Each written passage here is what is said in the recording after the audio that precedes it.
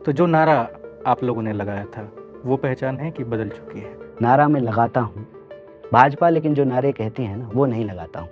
मैं वो नारे लगाता हूँ जिससे भाजपा को दिक्कत होती है।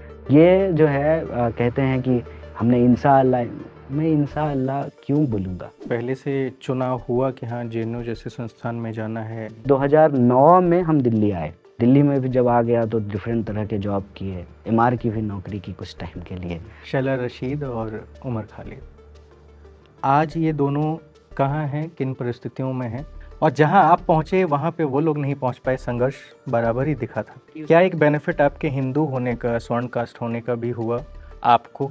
अगर ये बात मैं कहूँ कि नहीं हुआ तभी कोई थोड़ी मानेगा। क्या आपने कभी सोचा कि हम भी कोई सत्याग्रह टाइप का कुछ कर लें, एक आंदोलन कर लें जहाँ पे सारे विपक्ष के लोग बैठ जाएं, वहाँ पे लोग इकट्ठे हों, बड़े पैमाने का एक आंदोलन हो, शांति तरीके से भी हो सकता है? देखिए, राजनीति में जो हो रहा है वो सब कुछ ठीक है, मैं इस मत का व्यक्ति नहीं हूँ। हम खाली बीजेपी से सवाल करेंगे तो उसका कोई नहीं तुक नहीं, देखिए बनता है। मैंने शुरू ही आपको कहा कि एक अच्छा विजन नहीं था इन अच्छा लोगों में। अच्छा हमारा और बुरा बुरा दूसरे का, इस मानसिकता से तो नहीं चला जा सकता है। राजस्थान में अडानी ग्रीन एनर्जी ने 60,000 नहीं नहीं, वो करोड़ का एक डेटा अलग डेटा किया। डेटा मैं उसका जवाब दे रहा हूँ। देखिए यही प्रॉब्लम है, ये तो कांग्रेस के टाइम पे भी हुआ था, तो सरकार क्यों बदली?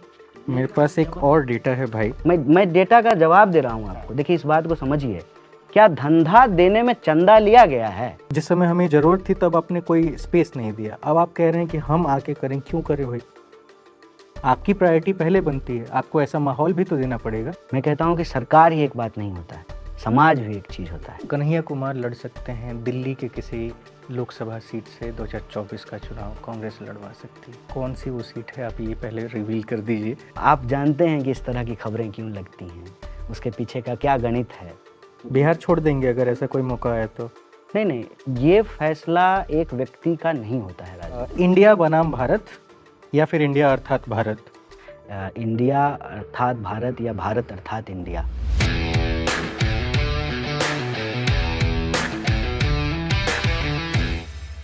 नमस्कार, मेरा नाम अनिल शारदा है। आप हमें जिस पर देख रहे हैं, और आज के ऑन द रिकॉर्ड के कार्यक्रम में एक और नए मेहमान हमारे साथ हैं, डॉक्टर कन्हैया कुमार। बहुत बहुत स्वागत है आपका हमसे बातचीत करने के लिए और समय देने के लिए। मैंने बहुत आपके बारे में पढ़ा है, आपके जेएनयू के छात्र संघ चुनाव के दौरान से लेकर के आप जब अध्यक्ष बने तब से, फिर जो प्रोटेस्ट हुए, जो लांछन लगे, तमाम चीज़ों को बहुत करीब से देखा। आपके प्रोटेस्ट में मैं शामिल भी रहा और आज हम लोग बातचीत कर रहे हैं। तो मैं कोशिश करूंगा कि जो मैं नहीं जान पाया आपके बारे में वो मैं जानूं, और उसके बाद जो पूरी राजनीति की बात है उस पर तो बात होगी ही, और वो आप बेहतर तरीके से जानते हैं कि आज भारत में कैसी स्थितियां चल रही हैं। तो मैं चाह रहा हूं कि मैं आपके बचपन से शुरू करूं।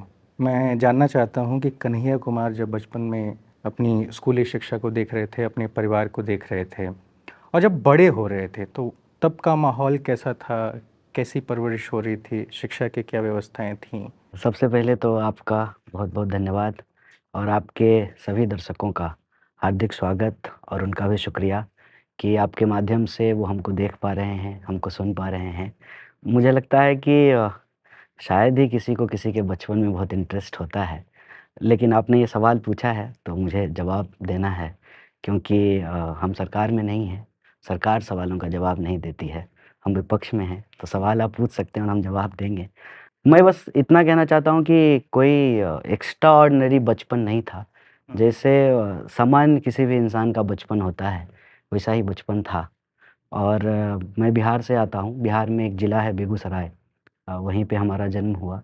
एक जो है साधारण परिवार, अमूमन आपको मालूम है कि बिहार में जो है बहुत कम ही धनाढ्य लोग हैं, ज़्यादातर जो है गरीब और साधारण लोग ही हैं। तो मैं भी एक साधारण परिवार से ताल्लुक़ रखता हूँ।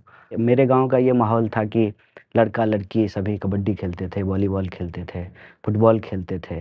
क्रिकेट का क्रेज़ जो है बिल्कुल नया-नया था, और पढ़ाई-लिखाई में ज़्यादातर लोग जो है वो पब्लिक एजुकेशन ही लेते थे। प्राइवेट स्कूल खुलने शुरू हो गए थे, लेकिन जो पब्लिक एजुकेशन था वो काफ़ी अच्छा था। मतलब स्कूल के टीचर बहुत अच्छे थे, अच्छी पढ़ाई होती थी। तो पढ़ाई-लिखाई का एक माहौल था, खेल-कूद का एक माहौल था, और राजनीति भी बड़ी जोरों की थी। हमारे यहाँ पे जो राजनीतिक धाराएँ थी, बीजेपी जो है वो नया-नया इमर्ज कर रही थी। उस वक़्त वो चुनाव नहीं जीत पा रही थी, और एक तरफ जो है लेफ्ट पार्टी थी, खास करके हमारे ज़िले में सीपीआई का जो है बहुत दबदबा था। मुझे याद है बचपन में जो है 7 विधानसभा क्षेत्र था हमारे ज़िले में और आरजेडी के साथ जो है सीपीआई का गठबंधन था और जो है सारे सीटों पे जो है ये गठबंधन जीता था। कांग्रेस जो है वो एक पुरानी स्थापित रूलिंग पार्टी थी, लेकिन धीरे-धीरे जो एक गठजोड़ बना था जनता दल का और जनता पार्टी का, वामपंथी पार्टियों का और इस गठजोड़ के चलते जो है कांग्रेस की ज़मीन जो है वो लगातार कम हो रही थी और बहुत सारे लोग जो पुराने कांग्रेसी हुआ करते थे, जो स्वतंत्रता सेनानी थे, जिनको पेंशन मिलता था स्वतंत्रता आंदोलन में संघर्ष करने के चलते, उनके परिवार के जो नए बच्चे थे, वो भाजपा की तरफ आकर्षित हो रहे थे और उसमें जाति आधारित राजनीति का भी एक बहुत बड़ा रोल था। लेकिन बच्चों के लिए क्या था कि कोई भी प्रचार गाड़ी आती थी, उसके पीछे बच्चे जो है वो दौड़ते थे, जिंदाबाद करते थे, वो पर्चे देते थे। प्रचार ठीक से समझते भी नहीं थे लेकिन बच्चे लेते थे। नए तरह के जो प्रोफ़ेशनल कोर्सेज़ थे, उसका आकर्षण काफ़ी बढ़ रहा था। जब मैं स्कूल में था तो ये लगभग तय था कि आप फर्स्ट डिवीज़न पास होंगे, आपका अगर फर्स्ट क्लास से आप 10th पास करेंगे, तो या तो जो है आप इंजीनियर बनेंगे या डॉक्टर बनेंगे। ये ज़रूर एक माहौल जो है वो बन चुका था और जो ह्यूमैनिटीज़ के स्टूडेंट होते थे, उनके बारे में कहा जाता था कि ये ब्याह क्लास पढ़ रहा है। ब्याह क्लास मतलब कि तब तक पढ़ाई कर रहा है जब तक कि इसकी शादी ना हो जाए। और ये भी था कि कानून बन गए थे, नियम कानून बने हुए थे, लेकिन जो है कम उम्र में शादियाँ भी होती थी। जैसे मुझे याद है कि हमारे स्कूल में हमारे साथ पढ़ने वाले जो कुछ सहपाठी थे, उनकी शादियाँ होनी शुरू हो गई थी। तो वो एक माहौल था उस ये तरह 11वीं का। 12वीं में आते-आते। हाँ, 12वीं में आते-आते जो है वो शादियाँ होती थी और उस ज़माने में हमारे यहाँ बड़ा एक मशहूर था बेगूसराय में, पकरौआ शादी कहते थे उसको। पकड़ौआ ब्याह। पकरौआ ब्याह जो है वो होता था। तो मेरे ख़्याल से हिंदी पट्टी जो है बिहार, यूपी, वहाँ जो एक ग्रामीण परिवेश होता है, जहाँ अर्बनाइज़ेशन शुरू हो गया है, राजनीतिक ज़मीन जो है वो बदल रही है, नए तरह के कोर्स आ रहे हैं, नया तरह का प्रोफ़ेशनल कैरियर की जो है शुरुआत हो रही है, टेक्नोलॉजी आया है, सिनेमा बदल रहा है। तो हम लोग का बचपन जो है इस मामले में हम कहते हैं कि बड़े फ़ॉर्च्यूनेट भी हैं कि इस बदलाव को हमने देखा है और जो है कुछ चीज़ों में अनफ़ॉर्च्यूनेट भी हैं, जिस तरह से जो है वैल्यू का डिग्रेडेशन हुआ है। जो हम इस देश में प्रजा से नागरिक बनने का जो एक इतिहास था, तो नागरिक से कैसे नंबर में हम कन्वर्ट हो गए। मतलब हम जो है सब्जेक्ट से सिटीज़न और सिटीज़न से कैसे जो है नंबर में कन्वर्ट हो रहे हैं, कैसे डेटा में कन्वर्ट हो रहे हैं। खैर इस पे हम लोग आएँगे। मैं फिर वहाँ पे एक चीज़ पूछना चाहता हूँ कि मैं भी बिहार से ही आता हूँ, आपको पता है। लेकिन परवरिश मेरी वहाँ पे नहीं हो पाई। पंजाब में सब लुधियाना में पढ़ाई-लिखाई, दीक्षा-उक्षा सब हुआ। लेकिन जब भी मैं बिहार गया या फिर बाद में चुनावों के दौरान मैं गया, तो आज भी मैं बिहार में बहुत अच्छी शिक्षा व्यवस्था या बहुत अच्छे स्ट्रक्चर्स उनके या टीचर्स वगैरह नहीं देख पाता हूँ। बरौनी या बेगूसराय के साथ ये बेनिफिट इसलिए हुआ कि वहाँ पे इंफ्रास्ट्रक्चर डेवलप हो गए थे या फिर लेफ़्ट वाले लोग थे वहाँ पे सबसे ज़्यादा वर्चस्व था, तो शिक्षा को लेकर के ज़्यादा प्रोग्रेसिव रहे हैं शुरू से। तो इस वजह से वहाँ पे ये माहौल था या फिर? मैं समझता हूँ इसका 3 कारण है। एक तो जियोपॉलिटिकल रीज़न है उसका। बेगूसराय एक ऐसे जगह पे अवस्थित है, जहाँ 3 प्रकार की बिहार की संस्कृतियों का मिलन होता है। उधर आप भागलपुर की तरफ जाएँगे तो अंगिका है, जब आप समस्तीपुर और दरभंगा की तरफ जाएँगे तो मैथिली है और इस तरफ गंगा को क्रॉस करके जब आप पटना जिला और नवादा और शेखपुरा की तरफ आएँगे, तो ये मगध है। ये 3 जो है संस्कृति है। समस्तीपुर से अगर आप मुज़फ्फरपुर की तरफ चले जाएँगे तो बज्जिका संस्कृति है। दूसरा जो है वहाँ पे एक लीडर हुए कांग्रेस पार्टी के, काफ़ी दिग्गज लीडर थे रामचरितर सिंह कांग्रेस के नेता थे। वो चूँकि कांग्रेस में बहुत प्रभावी थे, तो वहाँ पे गंगा नदी के ऊपर पुल बना, जिसको राजेंद्र सेतु नाम दिया गया। गांधी जी भी जो है उस समारोह में गए थे। वो पुल गंगा के ऊपर जो है रेल और सड़क पुल एक साथ अपने आप में जो है यूनिक था। तो वो क्या था ना कि उसी पॉइंट पे दक्षिण बिहार और उत्तर बिहार जो है वो आपस में जुड़ा था, उसको जोड़ता था। तो स्वाभाविक रूप से वहाँ पे कई सारी फैक्ट्रियाँ लगी, बरौनी थर्मल पावर कॉरपोरेशन लगा, ये आपको बरौनी रिफाइनरी बनी, ये फर्टिलाइज़र बना। तो चूँकि ये बड़ी फैक्ट्रियाँ थी, बड़ी इंडस्ट्री थी, तो इससे जुड़ी हुई कई छोटी-छोटी इंडस्ट्रीज़ भी वहाँ पे डेवलप हुई। तो एक इंडस्ट्रियलाइज़ेशन, दूसरा रीजन। तीसरा, जब इंडस्ट्रियलाइज़ेशन होता है, तो स्वाभाविक रूप से एक अर्बनाइज़ेशन भी होता है। अब वहाँ पे क्या है कि 2-2 एनएच क्रॉस करती है। एक तो जगह का नाम ही ज़ीरो माइल है, क्योंकि वहाँ से एनएच 28 शुरू होता है, जो आपको लखनऊ तक आता है, वो 0 माइल से ही शुरू होता है। दूसरा एनएच 31 जो है, वो जो आसाम तक जाती थी। अपभ्रंश में कई बार लोग उसको आसाम रोड भी बोलते थे। उस रोड का नाम ही था आसाम रोड। और मैं भी जब एक बार बिहार ट्रैवल कर रहा था तो मुझे भी आगे लग रहा था कि ये NH-24 ही है जो आगे जा रहा है।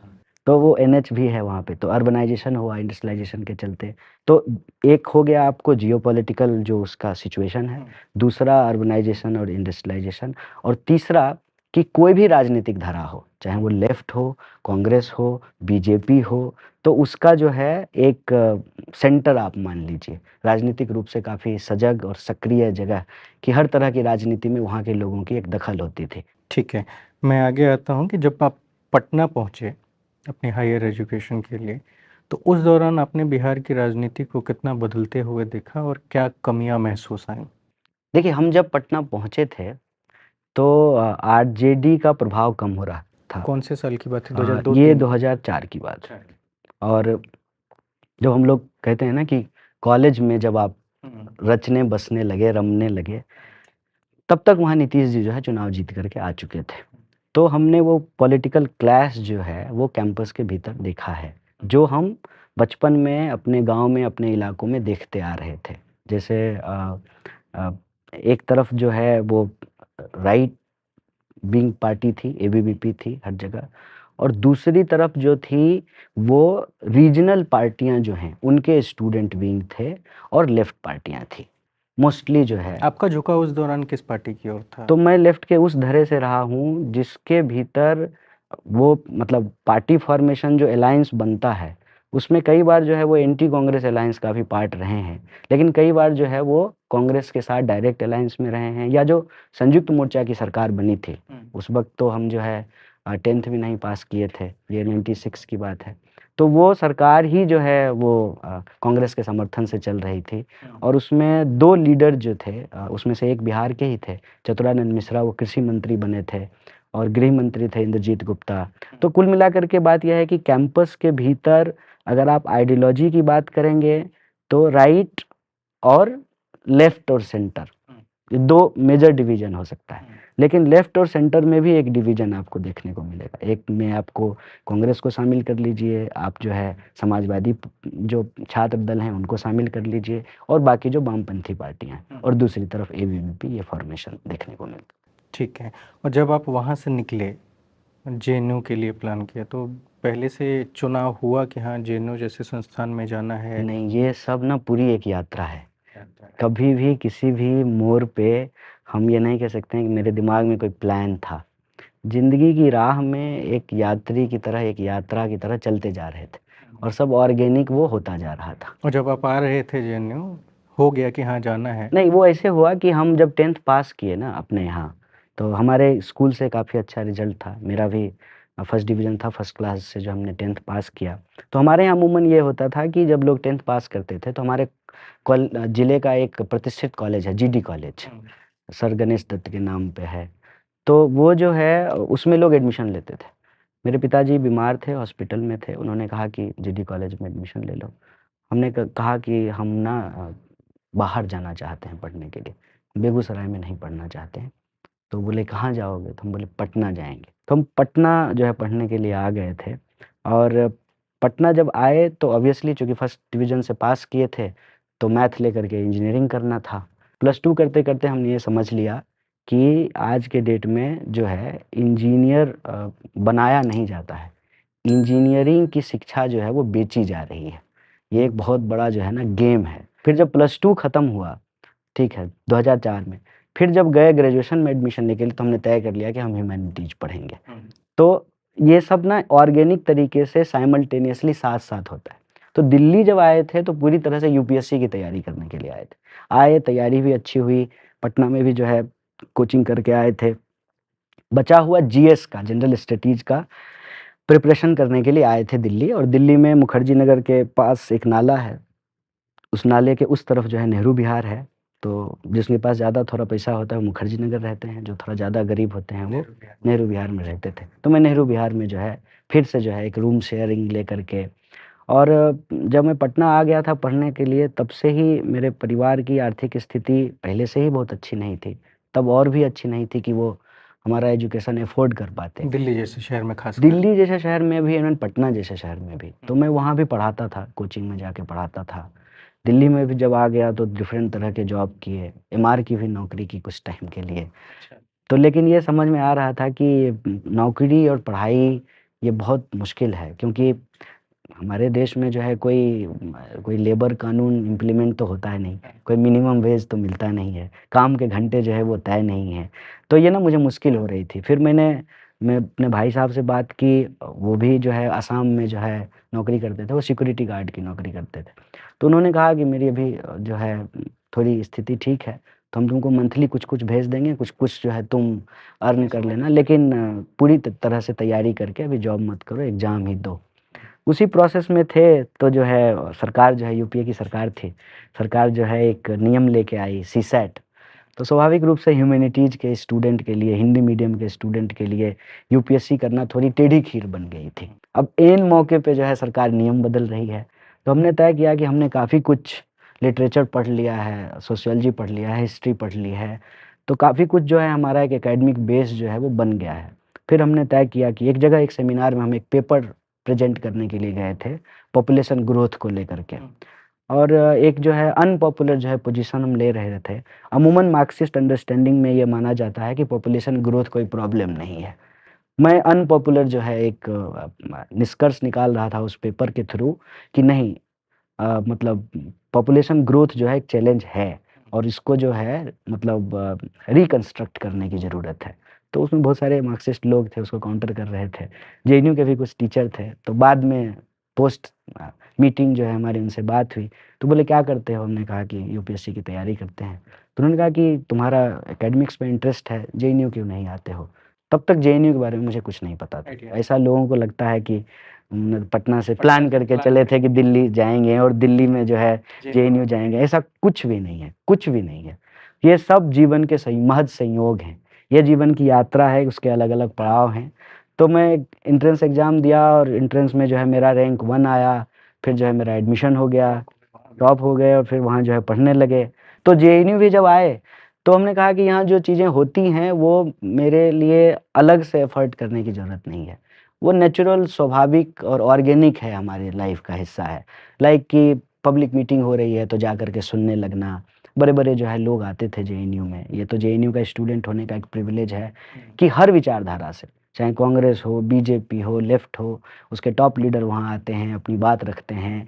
दुनिया भर के जो है विद्वान आते हैं। मतलब जेएनयू एक ऐसा जगह है जो इस बात के लिए प्राइड फ़ील कर सकता है कि उसका उसका स्टूडेंट जो है वो नोबेल लॉरिएट है। ठीक है, हमारा बीजेपी से लड़ाई है, बीजेपी से हमारा जो है एक एक जो है विरोध है, लेकिन ये भी तो सच है ना कि उनके भी कैबिनेट में 2 लोग जो हैं वो जेएनयू से पढ़े हुए हैं। ये सच है कि 9 साल जो है वो उस यूनिवर्सिटी को लगातार ये बदनाम करने की कोशिश कर रहे हैं, और हर बार इनकी ही रैंकिंग में जो है वो रैंक 1 होकर के आता है। तो कुछ ऐसी सच्चाई है जिसको आप पलट नहीं सकते हैं। तो यहाँ पे जो बहुत सारे जीवन के चैलेंज थे, वो कम हो चुके थे। मसलन स्टूडेंट वहाँ पे लड़ करके फेलोशिप इंश्योर करवाते हैं। वहाँ बीए के स्टूडेंट को भी एमसीएम मिलता है। हाँ, वहाँ पे जो है फेलोशिप जो है लोगों को मिलता है। तो जब आपकी रोजी-रोटी की चीज़ें हल होती है, तो आप जो है अपनी पढ़ाई भी ठीक से कर सकते हैं और दूसरे तरह के सामाजिक राजनीतिक गतिविधि में भी हिस्सा ले सकते हैं। तो इसी प्रोसेस में जो है चुनाव लड़ लिए, चुनाव 2 बार, हम 2 बार चुनाव हारे भी जेएनयू में। जो स्कूल का रिप्रेजेंटेशन का चुनाव होता था, जिसको काउंसलर बोलते हैं, तो 2 बार हमने चुनाव हारा। एक बार तो 6 वोट से जो है हम चुनाव हार गए थे। फिर जो है प्रेसिडेंट भी लड़ लिए। तो ये कोई थोड़ी दावा है कि आप प्रेसिडेंट बन जाएँगे, और प्रेसिडेंट बन जाएँगे फिर जो है ये इनको यह प्रेसिडेंट के लिए मतलब अपनी मर्जी से हुआ या अपने कुछ खास लोगों का एक टीम नहीं, जिसने कहा कि वो तो मैं एक संगठन का तो हिस्सा था ही। तो अपने संगठन कॉलेज के दिनों से ही। नहीं, उस वक़्त संगठन का भी नेतृत्व हमारे ही हाथ में था। अच्छा। हम जेएनयू यूनिट के सेक्रेटरी थे। तो ये तो आप जब सेक्रेटरी हैं तो आपको तो चुनाव लड़ना ही लड़ना है। और ये मैं आपको ईमानदारी से बोल दूँ कि हम कभी भी वहाँ बहुत मजबूत नहीं थे। मतलब वहाँ थे क एबीवीपी भी था, एसएफआई भी है, आइशा भी है, उनकी सांगठनिक स्थिति हमसे ज़्यादा मजबूत है। लेकिन इसमें कोई दो राय नहीं है कि जो पॉलिटिकल लाइन हम लोग ले रहे थे, वो पॉलिटिकल लाइन जो है लगातार चैंपियन हो रहा था, वो जीत रहा था। हम ये कह रहे थे कि दुनिया का इतिहास अगर हम उठा कर के देखें, तो जो लड़ाई रही है प्रोग्रेसिव फोर्सेज़ के बीच में, तो उनका जो बिखराव है, उस बिखराव से ही दक्षिणपंथी ताकतें जो हैं वो जीतती हैं, वो इमर्ज करती हैं। इस देश का इतिहास भी हमको यही बताता है कि कांग्रेस के खिलाफ जो एक उसके विरोध में जो एक एकता बनी थी कांग्रेस विरोध में, ठीक है? उसी ये एकता का मिसयूज़ करके या यूज़ करके बीजेपी आज पावर में है। और आप देखिए कि सबके साथ अलायंस की है। वो पीडीपी के साथ अलायंस की, अकाली के साथ अलायंस की, शिवसेना के साथ अलायंस की, ममता दीदी के साथ अलायंस की, जनता दल के साथ अलायंस की, सबके साथ अलायंस की है। इवन एंटी कांग्रेस जो एक सरकार बनी थी, उसमें बाहर से जो है लेफ्ट पार्टी भी उसको सपोर्ट कर रही थी। तो वो राजनीति का एक चक्र पूरा होता है। तो वहाँ पे हम ये कह रहे थे कि ये जो हम आपस में प्रोग्रेसिव ताकतें लड़ते हैं, इसका फ़ायदा जो है एबीवीपी उठाती है। तो हमको ना एक यूनिटी के बारे में सोचना चाहिए। और वहाँ मतलब अपने कॉलेज यूनिवर्सिटी डेज में भी ये बोलते थे कि हम लोगों को मिनिमम अंडरस्टैंडिंग पे मैक्सिमम पॉसिबल यूनिटी बनाना चाहिए। यही लाइन लेकर के जो है हम चुनाव में गए थे। और जो जनता की जेन्युइन बात थी, जो स्टूडेंट के सवाल थे, उनको हमने लोगों के सामने रखा, लोगों ने भरोसा जताया। और किसी के साथ अलायंस नहीं था, एनएसवाई के साथ भी अलायंस नहीं था, एबीवीपी के साथ भी अलायंस नहीं था, किसी लेफ्ट पार्टी के साथ अलायंस भी नहीं था। वहाँ जो है एक बापसा नाम का जो है एक संगठन था, उसके भी कैंडिडेट थे। तो मतलब सब अलग-अलग लड़ रहे थे। तो उसमें जो है लोगों ने वोट दिया। और हमारे पास जो है उनके मुकाबले में उतना बड़ा जो है कार्यकर्ताओं का दल नहीं था। हमारा संगठन थोड़ा कमज़ोर था उस मामले में। लेकिन जो बात थी, जो मैं कह रहा हूँ पॉलिटिकल लाइन को लोगों ने पसंद किया। और आज हम समझते हैं वो पॉलिटिकल लाइन तो पूरी तरह से चैंपियन हो गई है। जब इंडिया का जो है फॉर्मेशन हुआ है, जब ये जो अलायंस बना है, तो वो लाइन तो पूरी तरीके से जो है चैंपियन हो गई। मैं अगले सवाल पे जाने से पहले अनुरोध करना चाहता हूँ आपसे कि जो हमारी बातचीत है, एक तो बहुत संघर्ष करने के बाद आपका समय मिल पाया है मुझे, करीब 2.5 महीने हो गए, और आज भी आपके पास समय कम है, पर मैं चाहूँगा कि आप 20-25 मिनट और अपने समय को मैनेज करें, क्योंकि मैं वहीं से आता हूँ जहाँ से आप आते हैं, और मैं वैसे इंसान से बहुत खुल के और बहुत डीप जाके बातचीत करना चाहता हूँ, ताकि मैं अपनी भी समझ बेहतर कर सकूँ और मैं लोगों के लिए भी कुछ ऐसी चीज़ें ला सकूँ जो एक दूसरे कन्हैया को भी देखें, जैसा एक परसेप्शन मार्केट में किसी ने बना के रखा है उसके तरह। देखिए, एक तो ये बात बिल्कुल ठीक है कि वक्त की जो है थोड़ी कमी रहती है। लेकिन हम आपके बीच अभी जब हैं, तो ये पूरा वक्त आपका है। आप जो है इत्मीनान से अपने सारे प्रश्न पूछें, जो भी आपका प्रश्न है, और यथासंभव जो जवाब दे सकते हैं बेसिकली जो सच है मेरे पास, वो मैं आपके सामने रखूँगा। बाकी लोगों का देखने का काम है, परसेप्शन जो है उनका मेरी क्या है। कोशिश है कि जितना सच है वही रहे। ठीक है, मैं थोड़ी देर और बिहार में रहना चाहता हूँ, है ना? बिहार पे और अन्य सवाल पूछने से पहले मैं एक ओवरव्यू आपसे चाहता हूँ कि आपने लालू की सरकार को भी देखा है और नीतीश कुमार की सरकार को भी देखा है, और अभी भी देख ही रहे हैं। तो इन पूरे 32 सालों का अगर आकलन आप करें, तो आप क्या समझते हैं, क्या देखते हैं कि क्या डेवलपमेंट्स हुए, क्या नहीं हो पाए, क्या प्रायोरिटीज़ में होनी चाहिए थी, क्या कमियां रह गई? देखिए, मेरा बिहार को लेकर के हमेशा से जो है एक ईमानदार प्रयास रहता है, चीज़ों को रखने का, चीज़ों को देखने का। क्योंकि हम अगर अपने तुरंत के हित को देख कर के कोई झूठी या गलत बात रखेंगे, तो हम आने वाली पीढ़ी को अंधेरे में रखने का एक पाप करेंगे। वो मैं कभी नहीं करता हूँ। अभी तो चलिए नीतीश जी हमारे साथ अलायंस में हैं। आप हमारे पुराने इंटरव्यूज़ को भी देखें, जब वो हमारे अलायंस में नहीं थे, तब भी जो है हमने अनावश्यक जो है उनकी आलोचना नहीं की है। ना ही जो है हमने लालू जी का अनावश्यक आलोचना किया है। मेरे ख़्याल से बिहार की जब बात आती है, तो मेरे लिए एक भावनात्मक पक्ष भी इससे जुड़ा हुआ है। क्योंकि ये एक ऐसी पहचान है कि आप भारत के किसी हिस्से में चले जाएँ, इसको आप अपने आप से अलग नहीं कर सकते हैं। आप जब बोलते हैं तभी लोगों को पता चल जाता है कि आप बिहार से हैं।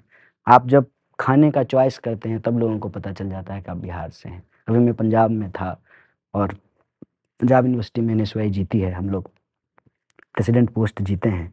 तो वहाँ जब मैं जाता था खाने के टेबल पे, तो लोग कह देते थे, "एक चावल भी ले आना, सर बिहार से हैं ना।" तो आप उस पहचान को अपने आप से अलग नहीं कर अलग सकते हैं। तो ये मेरे लिए एक भावनात्मक पक्ष भी है। मैं आपको एक बात कहना चाहूँगा कि देखिए, हम अगर किसी चीज़ की तुलना कर रहे हैं ना, मेरी तुलना आपसे नहीं हो सकती है, आपकी तुलना मुझसे नहीं हो सकती है। आपकी तुलना आपसे ही होगी। आप जब 10 साल की उम्र में थे, जब आप 20 साल की उम्र में थे, जब आप 30 साल की उम्र में हैं, जब आप 60 साल की उम्र में हो, आपका मूल्यांकन आपसे ही हो सकता है। केले की तुलना सेब से कभी नहीं करना चाहिए।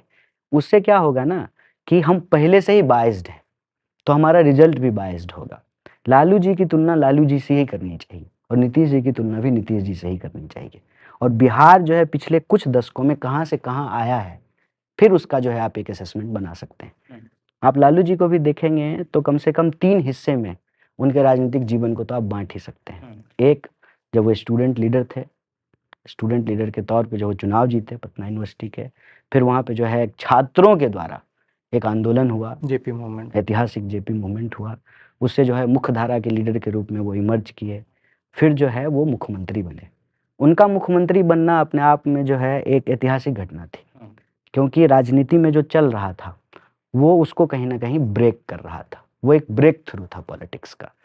और वो deliver as a chief minister क्या जनता को किए, क्या नहीं किए, ये यहाँ से जो है एक दूसरा जीवन शुरू होता है, जब वो मुख्यमंत्री बन जाते हैं, ठीक है? फिर उनके ऊपर आरोप लगता है, वो जेल जाते हैं, फिर जो है उनकी धर्मपत्नी जो है, राबड़ी जी जो है वो मुख्यमंत्री बनती हैं। तो एक, जब वो स्टूडेंट लीडर थे, जेपी मूवमेंट के थ्रू मुख्यधारा के लीडर हुए। दूसरा, जब वो मुख्यमंत्री बने बतौर मुख्यमंत्री। और तीसरा, मुख्यमंत्री नहीं रहने के बाद जब राबड़ी जी मुख्यमंत्री बनी और फिर जो है वो अलायंस हुआ कांग्रेस से, फिर जो है वो रेल मंत्री बने। तो एक तीसरा और एक चौथा भी आप कर सकते हैं कि जब वो अपने इस जीवन के इस उम्र में भी जो है वो जिस तरीके से इंडिया अलायंस में जो है अपनी भूमिका निभा रहे हैं। कई जगह जो है आपको बहुत सारी चीज़ें अंतर्विरोधी भी दिख सकती है, लग सकती है। लेकिन ये किसी के जीवन को लेकर के हो सकता है, ये आपके और मेरे जीवन को लेकर के भी हो सकता है। मेरे जीवन का जो मेरा 36 साल है, इसको भी अगर हम 3 भाग में बाँटे, तो कई चीज़ें जो है अंतर्विरोधी लग सकती हैं। लेकिन हमको उस व्यक्ति की तुलना उनसे ही जब करें, तो कुछ बड़ी अच्छी चीज़ें देखने को मिलेगी। एक, हमने कहा कि बिहार में जिस तरह की सामाजिक व्यवस्था थी, जिसमें वो कहते थे कि रानी के पेट से राजा नहीं पैदा होगा, तो ये एक लोकतंत्र की मुखर आवाज़ है, ठीक है? ये एक पूरी की पूरी जो है ना एक जर्नी है, एक यात्रा है। जब वो अपने स्टूडेंट डेज में थे, यूनिवर्सिटी के लीडर थे, जेपी मूवमेंट को उन्होंने लीड किया, ठीक है? उससे वो मुख्यमंत्री बने। फिर जब आप मुख्यमंत्री होते हैं तो फिर आपसे एक्सपेक्टेशन होते हैं। फिर उसमें आपने डिलीवरी क्या की, आपने क्या-क्या काम किया। उसमें जो है कुछ लोग पक्ष में जाते हैं, कुछ लोग विपक्ष में जाते हैं। कुछ लोगों को लगता है कि बिहार को पीछे धकेल दिया। तो प्रश्न ये होना चाहिए ना कि क्या बिहार के साथ 90 से जो है ये व्यवहार हुआ है? नहीं, पहले से हुआ है। बिहार जो आज है, वो जो पूरा का पूरा इलाका है, उस इलाके में जो हमारी सबसे बड़ी शक्ति बन सकती है, वही हमारी सबसे बड़ी चुनौती भी है। वो है बाढ़ और सुखाड़। कि उत्तर बिहार एक ही वक़्त जब बाढ़ की चपेट में होगा, यही मौसम है। दक्षिण बिहार जो है सुखाड़ की चपेट में होता है। कोई इंडस्ट्री, बेगूसराय में कुछ इंडस्ट्रीज़ थी, लेकिन ऐसा नहीं है कि बिहार का आज कोई जो इलाका है, इसमें बहुत इंडस्ट्रीज़ थी, बहुत कम इंडस्ट्रीज़ थी। ज़्यादातर चीज़ें जो थी, वो हस्तशिल्प पे आधारित थी। मतलब ह्यूमन लेबर से डायरेक्टली जो है वो चलता था। वैसे छोटे-छोटे लघु उद्योग और कुटीर उद्योग वहाँ पे मिलते थे। लेकिन जब इंडस्ट्रियलाइज़ेशन हुआ, तकनीकी क्रांति हुई, बड़े लेवल पे जो है मशीनों का इस्तेमाल होने लगा, तो बिहार वहाँ से जो है पीछे हो जाता है। जब झारखंड बना, तो जो जितने भी मिनरल वाले इलाके थे, वो सब झारखंड में चले गए। तो ये एक चुनौती थी, एक चैलेंज था। और स्वाभाविक रूप से जब समाज में कंज़्यूमरिज़्म हाइट पे हो, सिनेमा से जो है हम जूता, चश्मा, बुलेट, हाँ? और वहाँ गाना चलता था ना, खाए ला तिरंगा गोरिया हो फार के। तो जो जिस तरह का कल्चर आ रहा है, देखिए भोजपुरी को ही अगर आप ध्यान से देखेंगे, तो जहाँ पे विदेशिया गाते थे, भिखारी ठाकुर का पूरा एक ट्रेडिशन था, तो वहाँ आज जो देखिए भोजपुरी के नाम पे क्या चल रहा है। तो उस पूरी की पूरी जर्नी को आप देखेंगे तो बिहार में बहुत सारी चुनौतियाँ थी, बहुत सारी चुनौतियाँ थी। कुछ चुनौतियाँ जो हैं वो पूरी हुई, लेकिन बहुत सारी चुनौतियाँ जो हैं वो पूरी नहीं हो पाई। जैसे माइग्रेशन, बिहार की स्थिति ये है कि हर चीज़ के लिए आपको बाहर जाना है, पढ़ने के लिए बाहर जाना है, इलाज कराने के लिए बाहर जाना है, ठीक है ना? और हनीमून मनाने के लिए भी बाहर जाना है, रोजगार के लिए भी। रोज़गार के लिए बाहर जाना है। क्यों? क्योंकि वहाँ पे वो चीज़ें है ही नहीं, अवेलेबल ही नहीं है और उसको करना जो है वो एक बड़ी राजनीतिक चुनौती है। नीतीश जी जब आते हैं तो उन्होंने कुछ बेसिक काम किया है और जिसकी तारीफ़ जो है हम पहले भी, जब नीतीश जी हमारे साथ नहीं है तब मैं कह रहा हूँ। जैसे महिलाओं की राजनीति में भागीदारी, महिलाओं की शिक्षा में भागीदारी, महिलाओं की जो है स्वयं सहायता समूहों में भागीदारी, सड़कों का जो है निर्माण। अच्छा, यहाँ पे यूपीए की सरकार थी, प्रधानमंत्री ग्राम सड़क योजना के तहत मनमोहन सिंह की जब सरकार थी, बड़े पैमाने पे सड़कों के निर्माण के लिए जो है पैसे दिए जा रहे थे, मनरेगा का काम शुरू हुआ, लोगों को वहाँ रोज़गार मिलने लगा, ठीक है। तो कई इंफ्रास्ट्रक्चरल जो है चेंजेस शुरू हुए, उसमें से एक जिसकी बड़ी तारीफ़ हुई थी वो था लॉ एंड ऑर्डर का। लॉ एंड ऑर्डर का जो एक बड़ा सवाल था, मुझे याद है कि अपहरण जो है इतनी सामान्य चीज़ हो गई थी कि टीचर के बच्चे का भी अपहरण हो जाता था। एक तो टीचर जिसको जो है 4 महीने से तनख्वाह नहीं मिल रहा है, जिसके जो है किराना दुकान वाला जो है उधारी देना बंद कर दिया है कि नहीं पुराना उधार दीजिए तब आपको जो है चावल दाल देंगे, उनके बच्चों का भी अपहरण हो रहा था। तो लॉ एंड ऑर्डर को मेंटेन करना। अच्छा, इसमें सबसे बड़ी बेईमानी क्या है ये मैं आपको बस हाईलाइट करना चाहता हूँ। इस पूरे प्रोसेस में ना मोस्टली बीजेपी जो है वो प्रत्यक्ष या अप्रत्यक्ष तौर पे सरकार में शामिल रही है और वो आज यहाँ वहाँ पे अपने आप को एक जो है ना वायबल ऑप्शन के तौर पे दिखाती है। वो वायबल ऑप्शन कभी भी नहीं था। उसने सिर्फ और सिर्फ बिहार की नीतीश जी के कार्यकाल में ही मतलब ये तो बड़ी अच्छी बात है ना कि आप जो है सत्ता का मजा भी ले रहे हैं और जिम्मेवारी भी नहीं ले रहे हैं। जो राजनीतिक बदलाव बिहार में हुआ, मैं 90 की बात कर रहा हूँ, उसमें बीजेपी शामिल थी, उस बदलाव में शामिल थी, ठीक है। फिर उसके खिलाफ जाकर के खड़ी हो गई। तो वहाँ जो सोशल कॉन्फ्लिक्ट था ना, बेसिकली बीजेपी कभी भी उस सोशल कॉन्फ्लिक्ट को रिड्यूस करने के लिए प्रयास नहीं किए, सिर्फ उसका फायदा उठा करके उस पर थ्राइव किए। इसीलिए आप देखिए कि कितनी चालाकी करती है।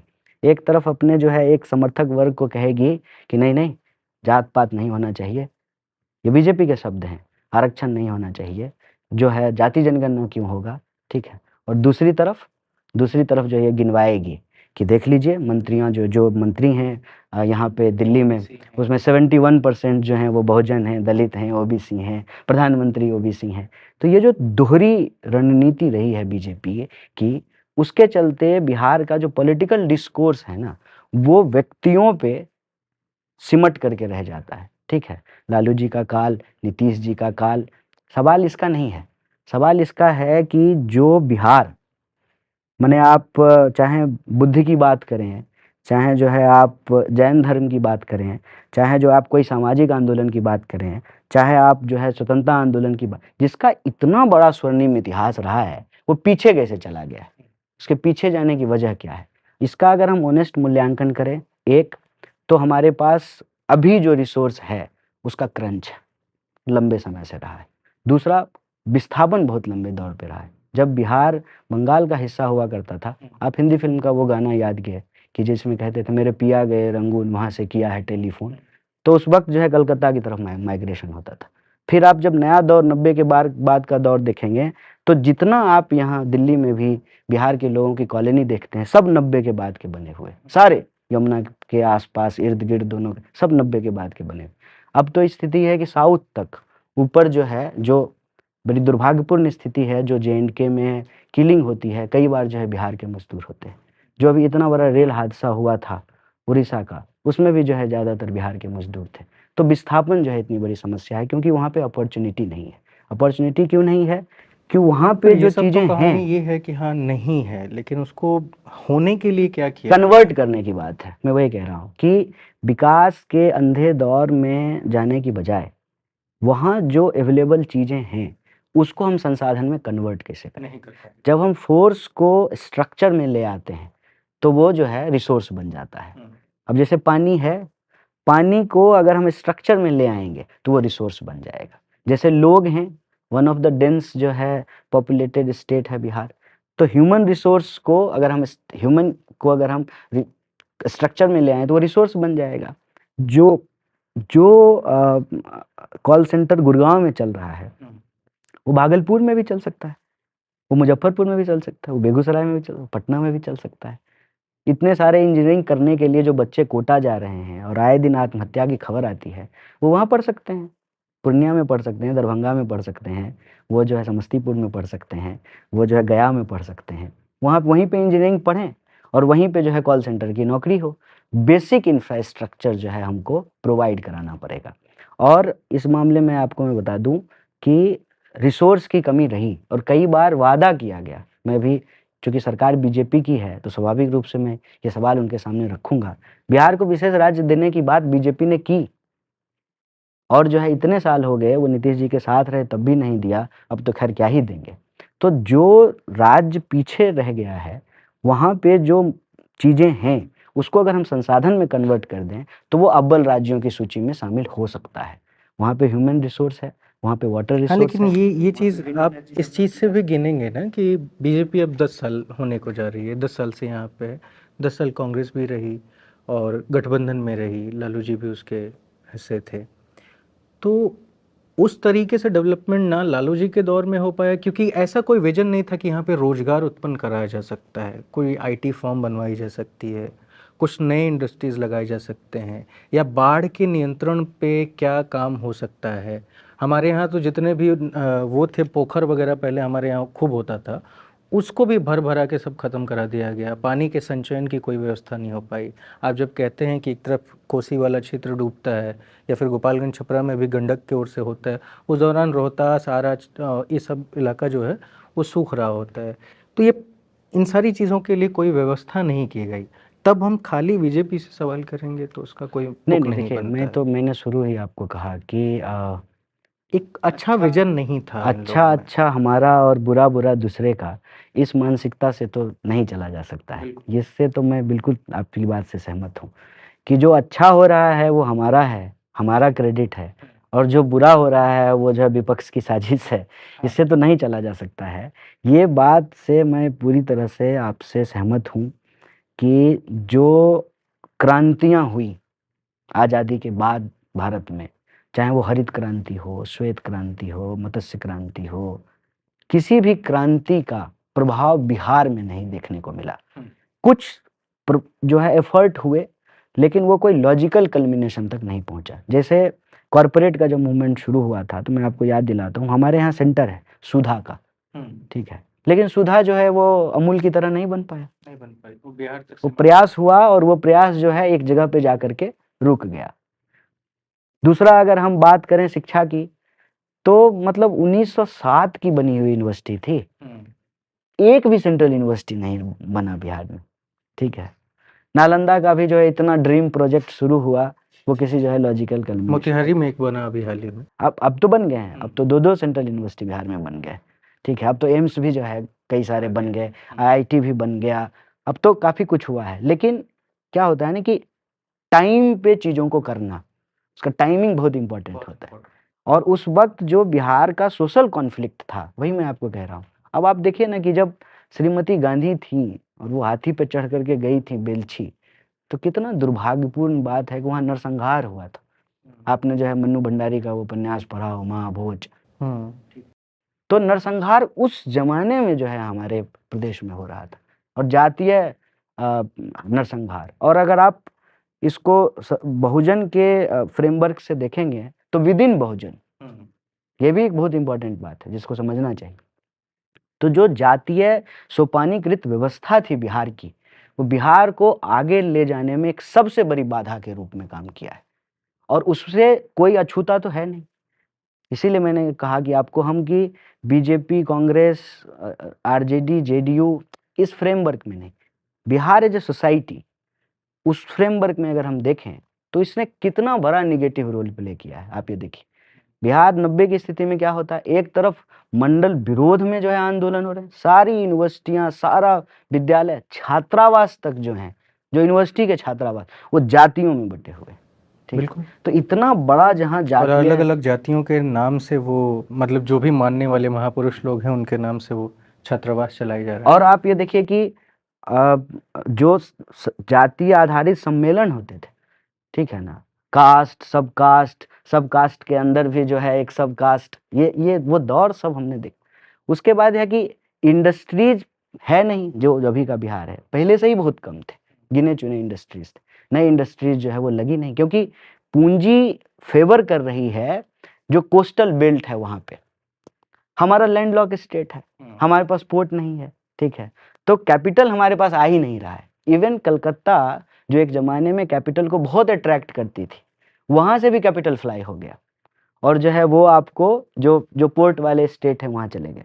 और आप इकोनॉमी को अगर आप देखेंगे तो सारे डेवलपमेंट जो हैं वो पोर्ट वाले इलाकों में हुए। तो दूसरा उसका जियोपॉलिटिकल जो सिचुएशन है, एक तो सामाजिक स्थिति, दूसरा जियोपॉलिटिकल सिचुएशन, और तीसरा जो राजनीतिक दल की आपस की लड़ाई है। अब देखिए कि कितनी बड़ी समस्या है कि एक दल भी दो हिस्से में टूट जाता है। मैंने आपको पहले ही कहा कि लेफ्ट भी कई तरह का लेफ्ट, बिहार में एक लेफ्ट नहीं है, कई लेफ्ट, कई तरह के जनता दल, अलग अलग प्रकार के जनता दल। अभी रिसेंट क्या हुआ है, चाचा भतीजा अलग होकर के दो पार्टी बना ली और दोनों एक ही अलायंस में है, ठीक है। भतीजा कह रहे हैं कि हम चुनाव लड़ेंगे, चाचा कह रहे हैं कि खबरदार लड़ने नहीं देंगे। तो जो राजनीतिक स्थिति है उसका भी उसको देखिए। और बाद में जो जनरल लोग हैं फिर वो क्या करेगा, माइग्रेशन कोई नई चीज तो थी नहीं वहां के लोगों के लिए, ठीक है, वो तो कहते हैं खाया पिया लाहेदा, ठीक है ना, वो तो जहाँ झोला उठा लो, ठीक है, जहाँ धर वहीं घर।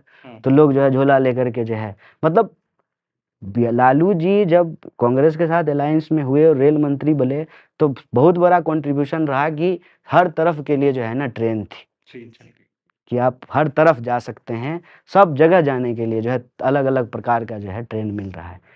कुछ फैक्ट्रियां लगाने का भी प्रयास हुआ, ऐसा नहीं है, लालू जी ने भी किया, नीतीश जी ने भी किया। आपको मालूम है कि नीतीश जी भी रेल मंत्री रहे, लालू जी भी रेल मंत्री रहे, रामविलास पासवान भी रेल मंत्री रहे, और सब जो है, रामविलास पासवान जब रेल मंत्री थे तो हाजीपुर को सेंटर बनाया, लालू जी ने जो है एक फैक्ट्री खरीदी, खोली, फिर जो है नीतीश जी ने जो है एक फैक्ट्री, तो कुछ कुछ प्रयास किए गए, लेकिन इसमें कोई दो राय नहीं है। व्यापक पैमाने पे जो चीज डेवलपमेंट के लिए होनी चाहिए थी वहां पे फेलियर हो गए। बिना लाग लपेट के बिहार आज जिन चुनौतियों को जूझ रहा है, उन चुनौतियों को दूर करने के लिए हमको और प्रयास की जरूरत है। और जो हमारा ऐतिहासिक कारण रहा है, उन कारणों से हमको बाहर आना पड़ेगा। वो कारण ये है कि समाज के भीतर जो जातीय कॉन्फ्लिक्ट है, उससे ऊपर उठ करके बिहार को जो है हम फिर से स्वर्णिम बिहार कैसे बनाएं, ठीक है। अशोक के ज़माने का बिहार, चंद्रगुप्त के ज़माने का बिहार, ऐतिहासिक रूप से आप देखिए ना, सारे जो है बड़े एम्पायर का, मगध साम्राज्य का केंद्र था बिहार। वहाँ पे जो पाटलिपुत्रा इतना बड़ा हुआ, आप जब देखेंगे जो पटना यूनिवर्सिटी को, तो जब डच लोग आए थे, समंदर से आए और गंगा होते, तो उन्होंने अपना एक पोर्ट बनाया। और जो पटना यूनिवर्सिटी का जो भवन है वो डच आर्किटेक्ट से बना हुआ है, जहाँ पे वो यूनिवर्सिटी चलती है। तो उसको एक ज़माने में ईस्ट का ऑक्सफोर्ड कहा जाता था। बड़े बड़े लोग जो है पटना यूनिवर्सिटी के स्टूडेंट हुए, और हॉस्टल का नाम Minto, Cavendish, Patna science college. तो प्रयास हुए, ऐसा नहीं है प्रयास नहीं हुए, लेकिन यह बात सच है कि अगर आज भी हम चुनौतियों को फेस कर रहे हैं तो हमको और प्रयास की ज़रूरत है। ठीक है, बेहतर। दो तीन सवाल अब थोड़ा सा और राजनीतिक ही पूछ लेता हूँ मैं बिहार में, कि इस समय युवाओं को लेकर के जो बिहार की राजनीति है वो थोड़ा सा बदली है, बेहतर हुई है। लोग चाह रहे हैं कि युवा राजनीति में आए। तीन चेहरे महत्वपूर्ण हैं, एक तेजस्वी यादव का चेहरा, दूसरा चिराग पासवान का चेहरा, और इन दोनों के लिए जो राजनीतिक जानकार कहते हैं वो कन्हैया कुमार हैं जो खतरे के रूप में हैं, क्योंकि कन्हैया बहुत पढ़े लिखे हैं, कन्हैया बहुत अच्छा भाषण देते हैं, कन्हैया जो बेसिक इश्यूज़ हैं उस पे बहुत अच्छी पकड़ रखते हैं। तो ऐसे में आपको क्या लगता है बिहार में युवाओं की राजनीति में भागीदारी को लेकर के, और आप अपने आप को कहाँ देखते हैं बिहार के लहजे से? देखिए, अव्वल तो ऐसा नहीं है कि आज बिहार के युवा राजनीति में आ रहे हैं। बिहार से हमेशा से, चाहे कोई भी दौर रहा हो, आज़ादी के आंदोलन का दौर, आज़ादी के बाद का दौर, जेपी मूवमेंट का दौर, 90 के बाद की राजनीति, फिर 2004 के बाद की राजनीति, हर दौर में जो है यूथ लीडर बिहार से निकलते रहे हैं। लीडर तो हमेशा निकलते रहे हैं। सवाल ये है कि क्या बिहार के युवाओं के लिए नए अवसर पैदा हो रहे हैं, ये प्रश्न है। राजनीति में तो आते रहे हैं, आते रहेंगे, बिहार के नौजवानों के लिए कोई नया अवसर खुल रहा है? सैडली नहीं खुल पा रहा है। उनको अवसर के लिए जो है अलग-अलग राज्य की तरफ देखना पड़ता है। ये एक बात है। दूसरी बात ये है कि आपने जो 2 और नाम लिए हैं, मैं किसी के लिए भी खतरा नहीं हूँ, किसी के लिए भी नहीं। मैं भाजपा के लिए भी खतरा नहीं हूँ। क्यों? क्योंकि किसी और के लिए खतरा पैदा करना हमारा काम नहीं है। वो अपना काम कर रहे हैं, उनकी अपनी जो है राजनीतिक समझ है, उनकी अपनी राजनीतिक पृष्ठभूमि है, उनकी जो है अपनी राजनीतिक सोच है, तो वो उस तरह से काम कर रहे हैं। मेरी जो है अपनी यात्रा है, मेरी अपनी राजनीतिक समझ है, मेरी अपनी राजनीतिक पृष्ठभूमि है। जहाँ तक पढ़ा-लिखा होने और मुद्दों की पकड़ होना, कई बार ये भी ज़रूरी नहीं है। मुद्दों की पकड़ होने के लिए जो है ना पढ़ा-लिखा होना बहुत बार ज़रूरी नहीं है। पढ़ा-लिखा हो तो इस बात से आसानी होती है। लेकिन मैं यहाँ एक बात कोट करना चाहता हूँ। डॉक्टर बाबा साहब ने कहा था कि पढ़े-लिखे लोगों ने हमको धोखा दिया है। जितनी तरह की जो है बेईमानी आज हो रही है, तो सब तो पढ़े-लिखे लोग बैठ कर के ही कर रहे हैं। ये भी जो है कोई राजनीतिक योग्यता नहीं है। हाँ, एक बात से मैं पूरी तरह से आपसे सहमत हूँ कि साधारण पृष्ठभूमि से आया हूँ। वो ज़िंदगी हमने किताब में नहीं पढ़ी है, वो हमारे जीवन का हिस्सा रहा है। आप मेरे पिताजी को देख लें, मेरे भाई साहब को देख लें, मेरी माताजी को देख लें, लार्जली वो सब मज़दूर कैटेगरी में आते हैं। पेशा के तौर पे हम लोग किसान लिख देते हैं, लेकिन हमारे पास खेत ही नहीं है, तो कितनी खेती कर लेंगे? तो हम वो जीवन जो है ना, जिसको कहते हैं गरीबी, समस्या, शिक्षा की ज़रूरत, स्वास्थ्य की कमियाँ, ठीक है? जो बेसिक रोज़ी-रोटी, कपड़ा, मकान की जो बात है, उसको हमने किताब में नहीं पढ़ा है। उसको हमने जिया है, उसको झेला है, ठीक है? इसके लिए उसकी समझ जो है ना, वो स्वाभाविक रूप से आपको हो जाएगी। जब आप किसी समाज से भावनात्मक रूप से और दूसरे पहलू के साथ बहुत गहराई से जुड़े हैं, तो उसके लिए ना आपको सोचने की ज़रूरत नहीं होती है। प्रश्न नहीं फ़ॉर्मुलेट करना होता है, जवाब नहीं फ़ॉर्मुलेट करना होता है। आप अपने आप जान जाते हैं कि हमारी स्थिति क्या है। आप जहाँ से निकल कर के आए हैं, उन समस्याओं को आपने खुद ही झेला है, तो आप उसको अपने आप समझ जाते हैं। आखिरी बात इस प्रश्न के संबंध में कि हम किसी के साथ भी बिहार की बेहतरी के लिए और बिहार के नौजवानों के लिए अवसर खुले। कुछ नौजवान जो है राजनीति में आ गए हैं, यहाँ तक बात सीमित ना रहे। बिहार के किसी भी नौजवान के लिए एक अवसर हो, अगर वो अच्छा डॉक्टर बनना चाहता है तो अच्छा डॉक्टर बन सके, अच्छा अच्छा जो है प्रशासनिक पदाधिकारी बन सके, अच्छा साइंटिस्ट बन सके, अच्छा प्लेयर बन सके, अच्छा जो है वो पर्वतारोही बन सके, अच्छा जो है फ़ॉर्मूला 1 का जो है वो ड्राइवर रेसर बन सके। ये अपॉर्च्युनिटी खुले और इसको करने के लिए हम किसी के साथ भी मिल कर के काम करने के लिए तैयार हैं। और इस दिशा में हमको लगता है कि बिहार के वो लोग, जिसको हम कहते हैं ना बिहारी डायस्पोरा, उनका एक बहुत बड़ा रोल है। अगर वो आगे आना शुरू कर दें, तो पूरी दुनिया में है बिहारी पर डायस्पोरा। वो लोग कैसे आएँगे जब राजा का बेटा ही राजा बनेगा तो? ये राजनीति एक पहलू होता है ना, ये कोट अनकोट आप ही की बात है। वही मैं कह रहा हूँ कि वो एक पहलू होता है ना, राजनीति एक पहलू होता है ना। फिर तो आप मुझे बताइए कि अगर इसी सोच के साथ चलते, तो अंग्रेज़ों का शासन था हमारे ऊपर। हम गु लोग भारत के लोग को उन्होंने गुलाम बना रखा था। फिर तो डॉक्टर बाबा साहब भीमराव अम्बेडकर बाहर पढ़ने ही नहीं जाते। कैसे होगा? हम तो गुलाम हैं। ये तो एफर्ट की बात है ना। करत करत अभ्यास के जड़मति होत सुजान, रसरी आवत जात के सिल पर पड़त निशान। ये सोच करके कि राजनीति में हमारे लिए जगह नहीं है, तो हम और काम नहीं करेंगे। जो दुनिया भर में भारत के मशहूर डॉक्टर हैं, मैं अपील करना चाहता हूँ, वो आएँ और बिहार में कंट्रीब्यूट करना शुरू करें। अगर वो छठ मनाने के लिए 50,000 का टिकट खरीद करके साल में 1 बार बिहार आ सकते हैं, तो होली भी मनाएँ, दिवाली भी मनाएँ और दूसरे मकर संक्रांति भी मनाएँ। और जो प्रोफ़ेशनल्स हैं डिफरेंट फ़ील्ड के, वो बिहार आना शुरू करें। वो इरिटेट ना हों। पर इससे समस्या नहीं हो रही है?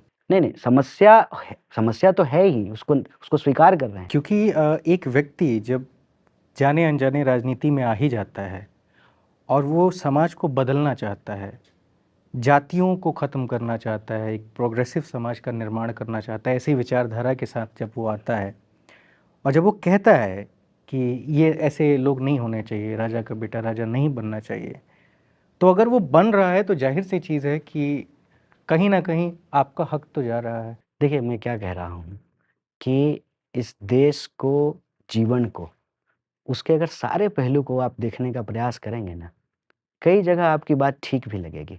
कई जगह जो आपको अपनी बात इनसफिशिएंट भी लगेगी। मैं जो इसमें कहने की कोशिश कर रहा हूँ कि बिहार को एक सामूहिक, पॉजिटिव और सार्थक पहल की आवश्यकता है। और ये फ़ोर्स जो है ना, अंदर और बाहर, जो वहीं रह रहे हैं, ऐसा नहीं है कि वहाँ पे लोग प्रयास नहीं कर रहे हैं। वहाँ भी लोग जो है फ्री में जो है ट्यूशन पढ़ा रहे हैं, ठीक है? लोगों के लिए जो है खाने की व्यवस्था कर रहे हैं। ख़ास करके कोविड के दौरान में जो लोगों ने सामाजिक रूप से पहल किया, उसके कई शानदार उदाहरण देखने को मिलते हैं। वहाँ वही वो अपने स्तर पे छोटे रिसोर्स में भी एक सार्थक सकारात्मक बदलाव का प्रयास कर रहे हैं। ये स्पीड जो है ना बढ़ सकता है कि जो बिहारी डायस्पोरा है, वो भी अगर बाहर से उसके साथ एसोसिएट करना शुरू कर दें। और एक पहलू में ये सरकार भी समस्या अपनी नीतियों में बदलाव करके वहाँ पे सपोर्ट समर्थन कर सकती है नहीं, वो ताकि एक उसकी बात है। स्पीड बढ़ सके। वो एक बात है, मैं उससे डिनाई नहीं कर रहा हूँ और मैं इस बात से भी नहीं डिनाई कर रहा हूँ कि ये इतना आसान नहीं है। मतलब भाई मैं थोड़ा सा आपसे समझने के लिए ये जानना चाहता हूँ कि सपोज़ जब मैं बिहार में था और आप सरकार के माध्यम से हम जैसे लोगों के लिए बहुत कुछ नहीं कर पाए, हम माइग्रेट हुए, दिल्ली गए, जेएनयू में पढ़े या फिर कहीं और पढ़ाई लिखाई करके विदेश चले गए। अब हमारा परिवार वहीं रच बस गया है, बच्चे पढ़ लिख रहे हैं। तो जिस समय हमें ज़रूरत थी तब आपने कोई स्पेस नहीं दिया। अब आप कह रहे हैं कि हम आके करें, क्यों करें भाई? आपकी प्रायोरिटी पहले बनती है, आपको ऐसा माहौल भी तो देना नहीं पड़ेगा। देखिए, सरकार को करना चाहिए, सरकार जो है कर रही है, सरकार और करे, ये एक बात है। मैं कहता हूँ कि सरकार ही एक बात नहीं होता है, समाज भी एक चीज़ होता है। मैं मानता हूँ इस बात को। मैं इस बात को सामाजिक तौर पे आपके समक्ष रख रहा हूँ, सरकार के तौर पे नहीं रख रहा हूँ, राजनीतिक व्यक्ति के तौर पे नहीं रख रहा हूँ, किसी राजनीतिक पार्टी का नेता या कार्यकर्ता के तौर पे नहीं रख रहा हूँ। बिहारी मेरी पहचान है और उस समाज में हमारा जन्म हुआ और उस समाज के पहचान को हम अपने आप से अलग नहीं कर सकते हैं, तो उस समाज का व्यक्ति होने के चलते हम क्या भूमिका निभा सकते हैं। मैं इस पहलू से कह रहा हूँ कि होता क्या है ना कि जब हम जाते हैं बिहार, बाहर जब रहने लगे हैं, जो विदेश में सेटल हो गए हैं, प्रोफ़ेशनल हैं, उनके बच्चे बाहर से वो ज़्यादा बहुत इरिटेट होते रहते हैं। इरिटेट होने की ज़रूरत नहीं है। आपको उस पहचान को अपहोल्ड करने की ज़रूरत है, प्राइडली अपहोल्ड करने की ज़रूरत है और वहाँ जो प्रयास ऑलरेडी हो रहे हैं ना, उसके साथ जुड़ने की ज़रूरत है। और मैं सरकार या विपक्ष के तौर पे नहीं, मैं एक समाज के तौर पे ये बात कह रहा हूँ। तभी जा कर के जो हर एफर्ट हमको इनसफिशिएंट लग रहा है ना अभी, उसकी हम एफिशिएंसी को बढ़ा सकते हैं। और ये प्रयास जो है, उसको मेरी व्यक्तिगत इच्छा है कि जो है मैं कर पाऊँ और जो लोग करना चाहते हैं, यही मैंने कहा, उनके साथ जुड़ कर के भी जो है हम इसको करना चाहते हैं कि बिहार में भी और अच्छे इंस्टीट्यूट खुलें, बिहार में ही भी जो है और अच्छी जो है हॉस्पिटल खुले, बिहार में भी जो है और तरह के सामाजिक गतिविधियाँ हो। और एक फ़र्क मैं आपको बता रहा हूँ, जब मैं पहले जेएनयू में था और आज जब मैं जेएनयू में नहीं हूँ, राजनीतिक तौर पे सक्रिय हूँ, एक बात हमने समझा है, एक्टिविज़्म और एक्टिविटी में फ़र्क होता है। एक्टिविज़्म करने के लिए जाएँ, तो हो सकता है कि आपको बहुत सारे तकलीफ़ का जो है सामना करना पड़े। ये भी हो सकता है कि जो अपराधियों का वहाँ पे कुछ-कुछ इलाकों में वर्चस्व है, लोगों को अपनी जान भी गँवानी पड़ती है।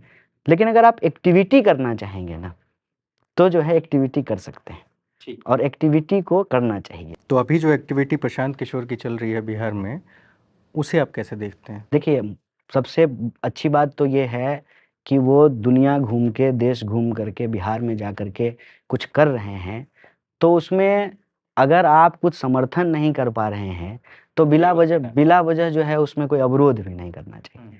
कोई इंसान पैदल चल रहा है, लोगों से मिल रहा है, बिहार की समस्याओं के बारे में बात कर रहा है, हो सकता है कि वो बात मेरे भी खिलाफ हो, ठीक है? लेकिन लार्जर हित में बिहार के युवाओं के भविष्य को बेहतर करने के पर्सपेक्टिव से अगर सोचें, तो 2 बात अगर हमारे खिलाफ भी जा रही है ना, तो कोई बात नहीं है। कोई अगर प्रयास कर रहा है, तो उसको प्रयास करने देना चाहिए। क्योंकि इसको लेकर के ये अप्रोच रखें कि कुछ नहीं होगा तो तजुर्बा होगा, उनको भी तजुर्बा होगा, उनके काम से जो है दूसरे लोगों को तजुर्बा होगा। शायद जो है उनको भी समझ में आए और जो उनके कार्य को देख रहे हैं, उनकी गतिविधि को देख रहे हैं, उनको भी समझ में आए कि भाई इस तरीके से नहीं होगा या इसको और बेहतर तरीके से ऐसे किया जाना चाहिए। तो वो कर रहे हैं, ये अच्छी बात है और मैंने आपको शुरू में ही कहा कि मैं किसी के लिए भी खतरा नहीं। इसीलिए तो आपके संबंध कैसे हैं फिलहाल तेजस्वी से या लालू यादव के परिवार से? देखिए संबंध तो कैसे इसका मूल्यांकन क्योंकि करें? आप नहीं हैं, लेकिन वो तो मानते हैं, क्योंकि आप जिस मंच पे जाते हैं, अभी हाल ही में आप बापू सभागार में गए थे, एक जातीय सम्मेलन था वहाँ पे, प्रजापति समाज का। प्रजापति समाज का, और वहाँ पे सीट थी, नेम प्लेट भी लगा हुआ था, और वो आए नहीं। हो सकता है उनकी कोई व्यस्तता रही हो, वो कहीं और व्यस्त हों, ऐसा भी तो हो सकता है। क्योंकि उन्होंने तो मुझे कभी जो है कॉल करके नहीं बताया कि मुझे आपसे अब तक दिक्कत कभी है। भी आपने या उन्होंने एक साथ एक मंच पे? नहीं, हम 2-3 मौकों पे एक साथ रहे हैं। एक बार अररिया में एक कार्यक्रम था, तब हम चुनाव नहीं लड़े थे 2019 का, तब उनके साथ थे। एक बार जो है जो मुज़फ्फरपुर बालिका गृह कांड हुआ था, उसके बाद दिल्ली में एक प्रदर्शन था, तब भी हम साथ थे। मुझे लगता है एक आध बार और किसी मौके पे रहे होंगे, मुझे ठीक से याद नहीं है। ये बात है कि तब तक मैं 2019 का लोकसभा चुनाव नहीं लड़ा था। 2019 का लोकसभा चुनाव लड़ने के बाद मेरे ख़्याल से हम कभी एक साथ नहीं थे। लेकिन मैं अपने आप को उस भूमिका में अब देखता भी नहीं हूँ। देखिए, 2020 में मैं सीपीआई में था और सीपीआई का आरजेडी से अलायंस हुआ और सीपीआई को 6 सीट दिया गया। 6 में से जो है 2 सीट सीपीआई जीती, ठीक है? तो 2019 में अलायंस नहीं हुआ था और जो है हम अलायंस से अलग, हमारे खिलाफ जो है आरजेडी का कैंडिडेट था। क्या एक कारण वो भी था कि आपके हारने का? नहीं, नहीं, कारण तो बहुत सारे हो सकते हैं। वरना लेकिन क्या एक ये था, क्या आपने महसूस किया? जो फैक्ट है भाई वो देखिए, मैं बताइएगा। फैक्ट ही बोलता हूँ। मेरा ये कहना है कि जो चीज़ें हो गई, उससे बेहतर क्या निकाला जा सकता है, उस पे अपनी एनर्जी लगानी चाहिए। ऐसा होता तो वैसा होता, इसका कोई अंत नहीं है। सच यही है कि हमारे सामने गिरिराज सिंह थे, वो चुनाव लड़े, 4 लाख से ज़्यादा मतों से वो चुनाव जीते और डेमोक्रेसी में जो है इस बात को जो है ना बड़ी सहजता से स्वीकार करना चाहिए। हम जो है दूसरे नंबर पे रहे, आरजेडी का कैंडिडेट तीसरे नंबर पे रहे। मेरे ख़्याल से जो है सिर्फ़ मैं ही अपना ज़मानत भी बचा पाया, क्योंकि जिस तरह से वोटिंग हुई, उस वक़्त जो है जेडी और बीजेपी भी साथ में थी। तो कई फैक्टर होते हैं, वक़्त के साथ जो है ना राजनीति के डायनामिक्स बदल जाते हैं, तो उन पहलुओं को उभारने से कुछ निकलना तो है नहीं, उसका कोई पॉइंट भी नहीं है। तो मैं जो है उन चीज़ों में अपना वक़्त नहीं जाया करता। बिहार में पहली बार लोगों ने ग्लैमरस चुनाव देखा था। नहीं, ऐसा नहीं है, पहले भी लोग लड़े हैं बिहार। बिहार में कुछ भी जो है ना पहली बार नहीं हो रहा है, बहुत कुछ हो चुका है हम पहले। जैसे लोगों के लिए तो पहली बार था। हाँ, वो एक्चुअली आप किसी न किसी रूप से इससे आपका जुड़ाव रहा होगा। आपने जहाँ से पढ़ाई-लिखाई की है, तो आपके सहपाठी जो है वहाँ से होंगे, कुछ पक्ष में, कुछ विपक्ष में। बीजेपी चूँकि पूरा एफ़र्ट लगा कर के जो आपने कहा था ना परसेप्शन, वो परसेप्शन ही हमारा ऐसा बनाया है कि जो हमारे साथ है, जो हमसे प्रेम करता है, वो बहुत करता है। जो हमारे खिलाफ है, ठीक है, वो हमारे बहुत खिलाफ है। डिनर टेबल जो है उसको जब बीजेपी पोलराइज़ कर दी है in name of ideas, in name of image creation, तो वो तो बहुत स्वाभाविक बात है। तो आपका ना एक्चुअली जीवंत जुड़ाव था, इसलिए आप ऐसा शायद महसूस कर रहे होंगे। ठीक है, अब नेशनल पॉलिटिक्स पे आ जाते हैं। अब आपका परिचय मैं कहाँ से समझूं? मतलब जो परसेप्शन वाली बात है, तो वहीं से ये परसेप्शन अब पता नहीं इस वीडियो के बाद मिटेगा कि नहीं, या फिर कितनी और इंटरव्यू देने पड़ेंगे, कितनी बार कहना पड़ेगा आपको। लेकिन आपका परिचय क्या है? जेएनयू के पूर्व छात्र संघ के अध्यक्ष होने का, या फिर लेफ्ट पार्टी का नेता होने का, या फिर अब कांग्रेस पार्टी का नेता होने का, या फिर जो आपके ऊपर जो लगाया जाता है लांछन, जो कि अब तक साबित नहीं हुआ, आप जेल में उसके लिए स्पेशली अब तक नहीं डाले गए, तो जो नारा आप लोगों ने लगाया था, वो पहचान है कि बदल चुकी है? देखिए, एक बात तो इसमें से जो आप बात कह रहे हैं ना, सारी ही बातों में कुछ न कुछ सच्चाई है, ठीक है? मैं एक-एक करके बताता हूँ। एक, मैं जेएनयू का पूर्व अध्यक्ष हूँ, मरते दम तक जेएनयू का पूर्व अध्यक्ष रहूँगा, क्योंकि एक फैक्ट है। दूसरा, लेफ्ट पार्टी का नेता, ठीक है? लेफ्ट पार्टी में मैं था, लेफ्ट के विचारों से जो है प्रभावित हूँ, ठीक है? नेता तब भी नहीं था, नेता अब भी नहीं हूँ।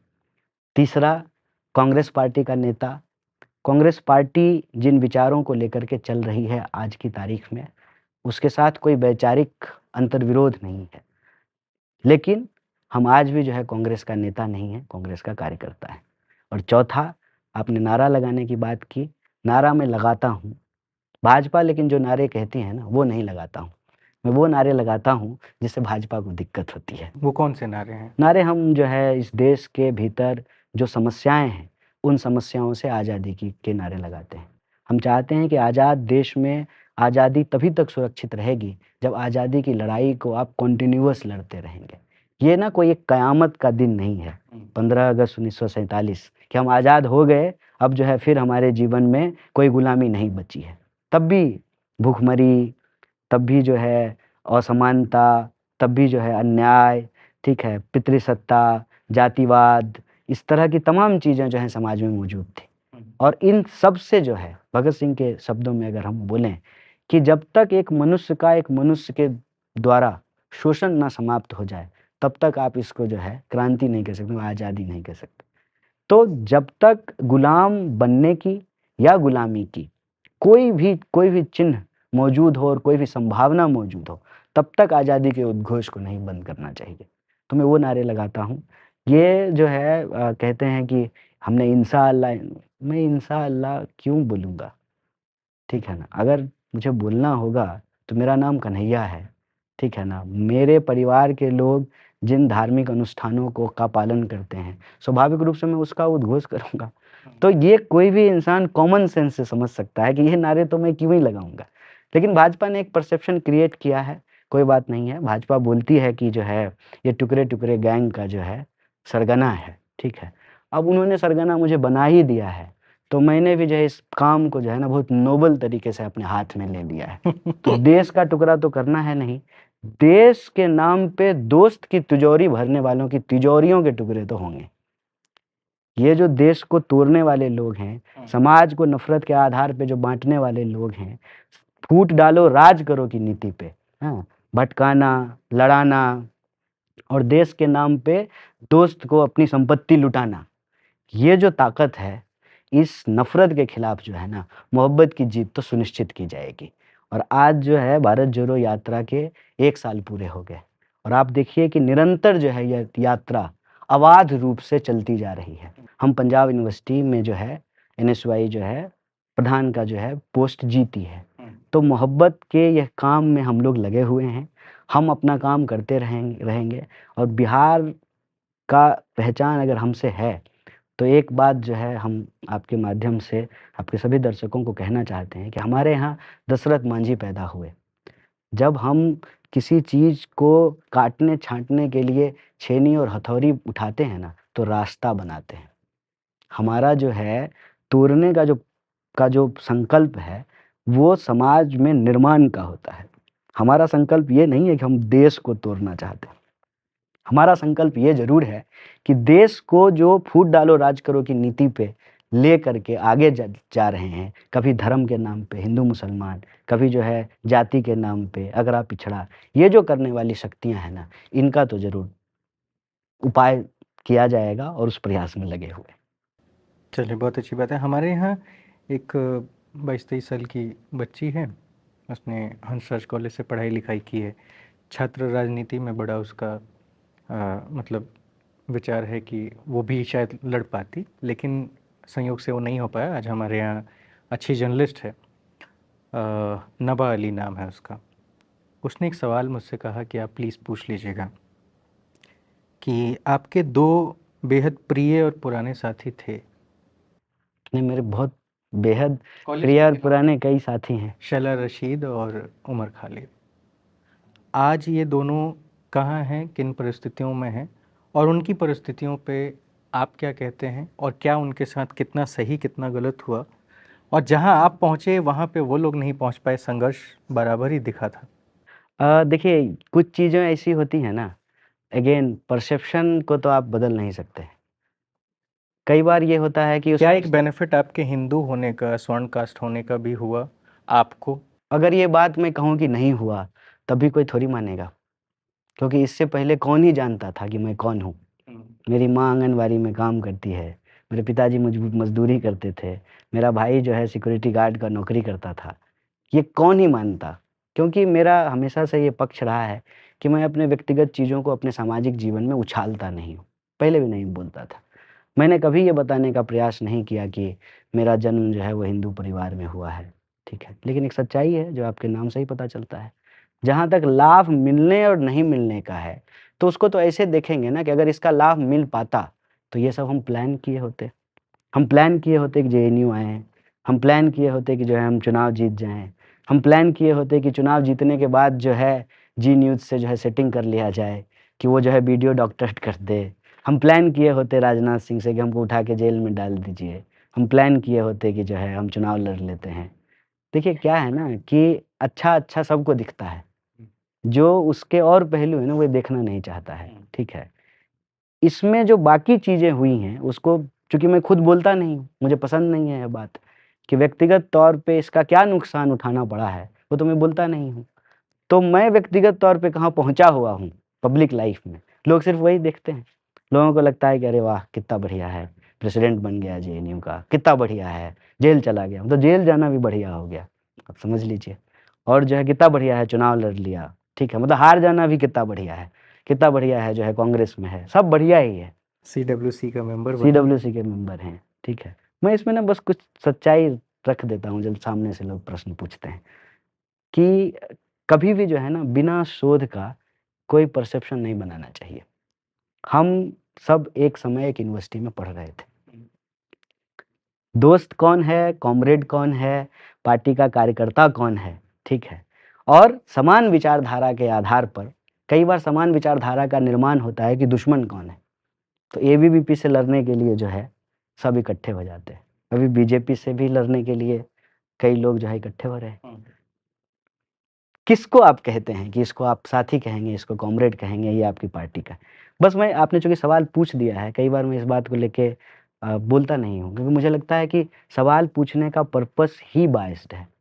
सवाल ही इसलिए पूछा जा रहा है क्योंकि कई बार सवाल पूछने वाले का भी नाम होता है और वो सवाल वहीं से पैदा हो रहा है। इसीलिए उसका सवाल जो है मेरे नाम पे ही अटक जाता है, वहाँ से आगे जाता ही नहीं। हम पूछ दिया तो चूँकि हमने आपको वादा किया था कि सब सवाल का जवाब देंगे।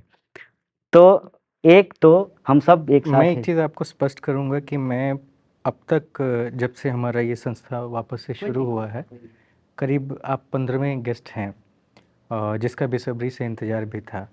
और आप कोई भी मेरा इंट्रो उठा के देख लेंगे तो वो चाहे बीजेपी के लोग हों तो उनसे उसी हिसाब के सवाल जवाब हैं। नाराज़ होके जाएं या फिर प्रेम से जाएं, या आम आदमी पार्टी हो या कांग्रेस हो, हमेशा कभी भी नहीं रहा। लेकिन मेरा ये कहना है कि जब सवाल पूछते हैं, मेरा एक आग्रह रहता है लोगों से कि कम से कम सवाल को तो थोड़ा शोध करके पूछें। एक, लोगों को ये पता ही नहीं है कि हम तीनों अलग-अलग संगठन में थे।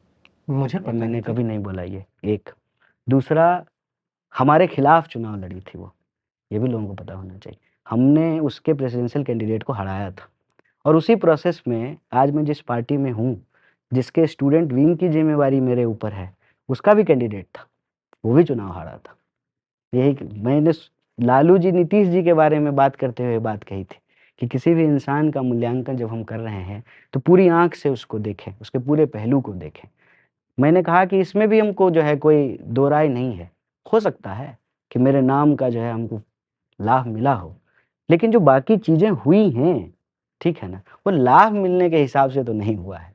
मतलब लाभ देने के लिए जो है भाजपा मुझे जेल में डाल दी, लाभ देने के लिए जो है मेरे ऊपर पत्थर चलाए गए, गोली चलाई गई, बम फेंका गया, लाभ देने के लिए जो है दर्जनों मुकदमे कर दिए गए और लाभ लेने के लिए मैं कांग्रेस में हूँ। ये बात थोड़ी-सी अटपटी है।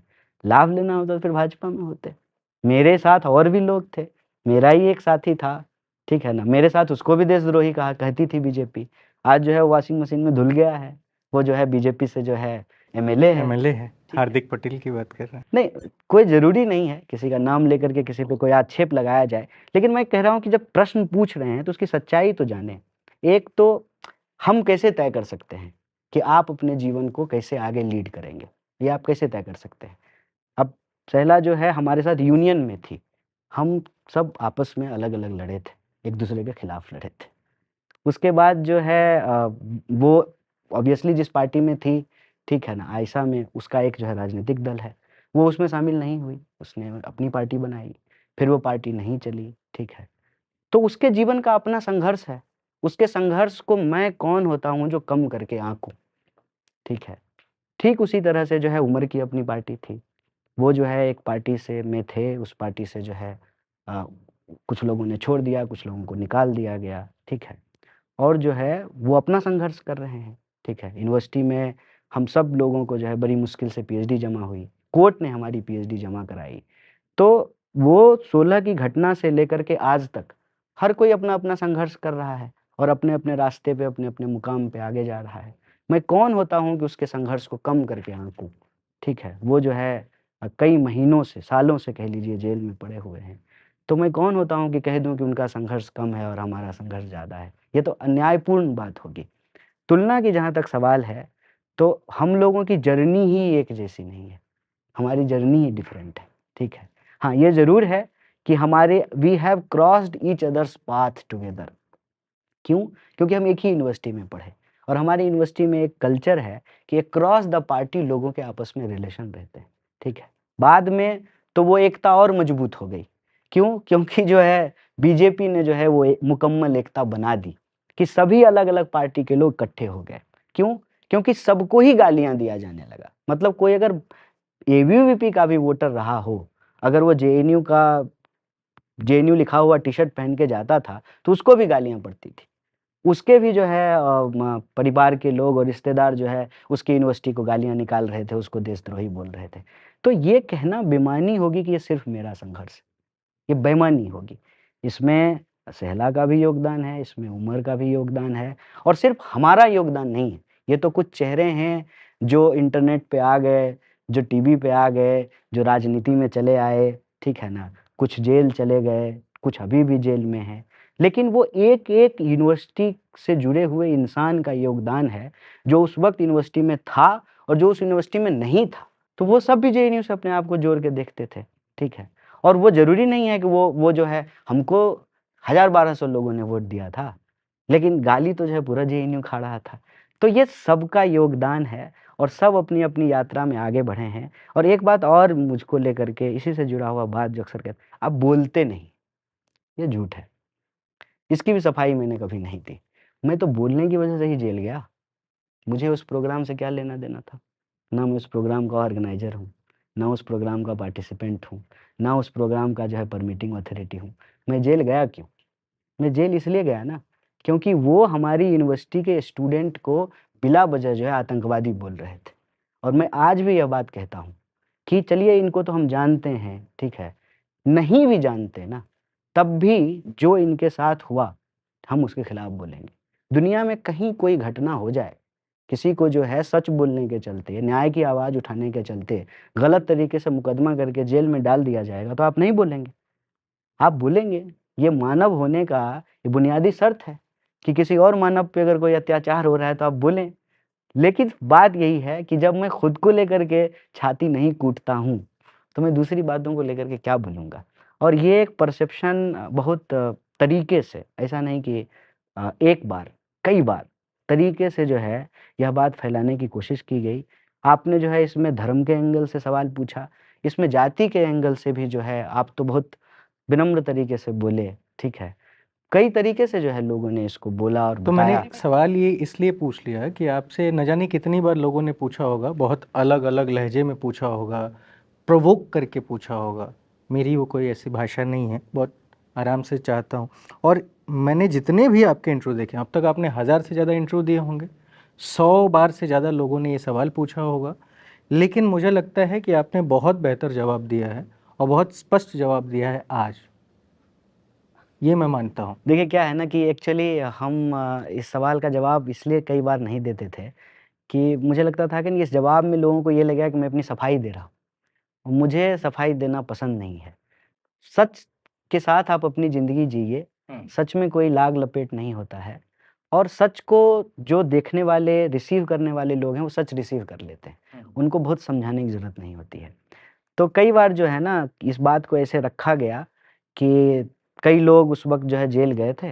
कुछ लोगों के जीवन में बहुत अच्छा हो गया, कुछ लोगों के जीवन में जो है अच्छा नहीं हुआ। तो उसको मैं बार-बार कहता था कि ये बात सच है कि हम में से कुछ लोग जेल गए, लेकिन ये लड़ाई सिर्फ़ हम कुछ लोगों की नहीं थी। ये लड़ाई उस पूरे के पूरे यूनिवर्सिटी की पहचान की थी। अच्छा वो बताइए वो लोग जो जेएनयू से पास आउट हो चुके थे, उनको अपने जो है व्हाट्सएप ग्रुप में जो है गालियाँ पड़ रही थी। उनके अपने दफ़्तर में जो है लोग गाली दे रहे थे। अब आप ये देखिए ना कि पटियाला हाउस कोर्ट में कुछ पत्रकार पिट गए, क्योंकि वो जेएनयू के जैसे परिधान में दिख रहे थे।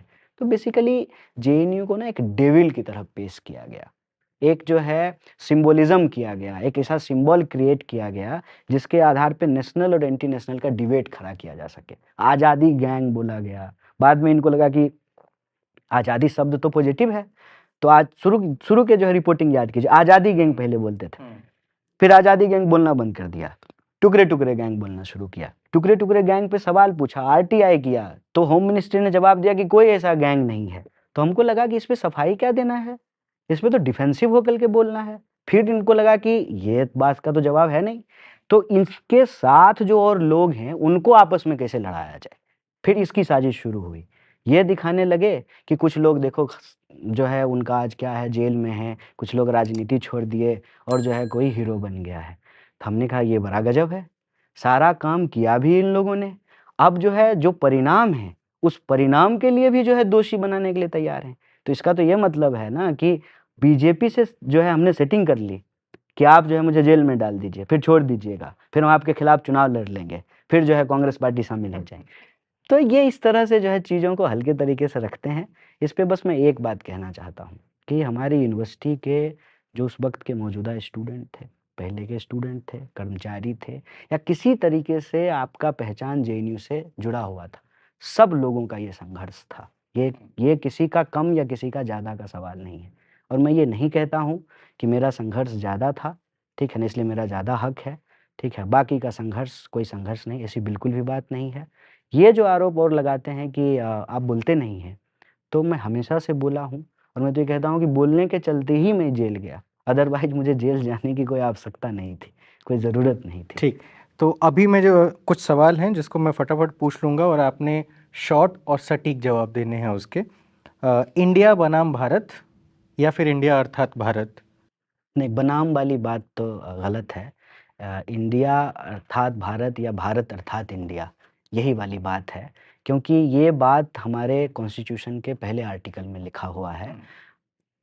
एक है इंडिया जो इस देश का नाम है, एक है इंडिया जो उस आइडिया ऑफ इंडिया को बचाने के लिए लोग इकट्ठे हुए हैं, उस प्लेटफ़ॉर्म का नाम है।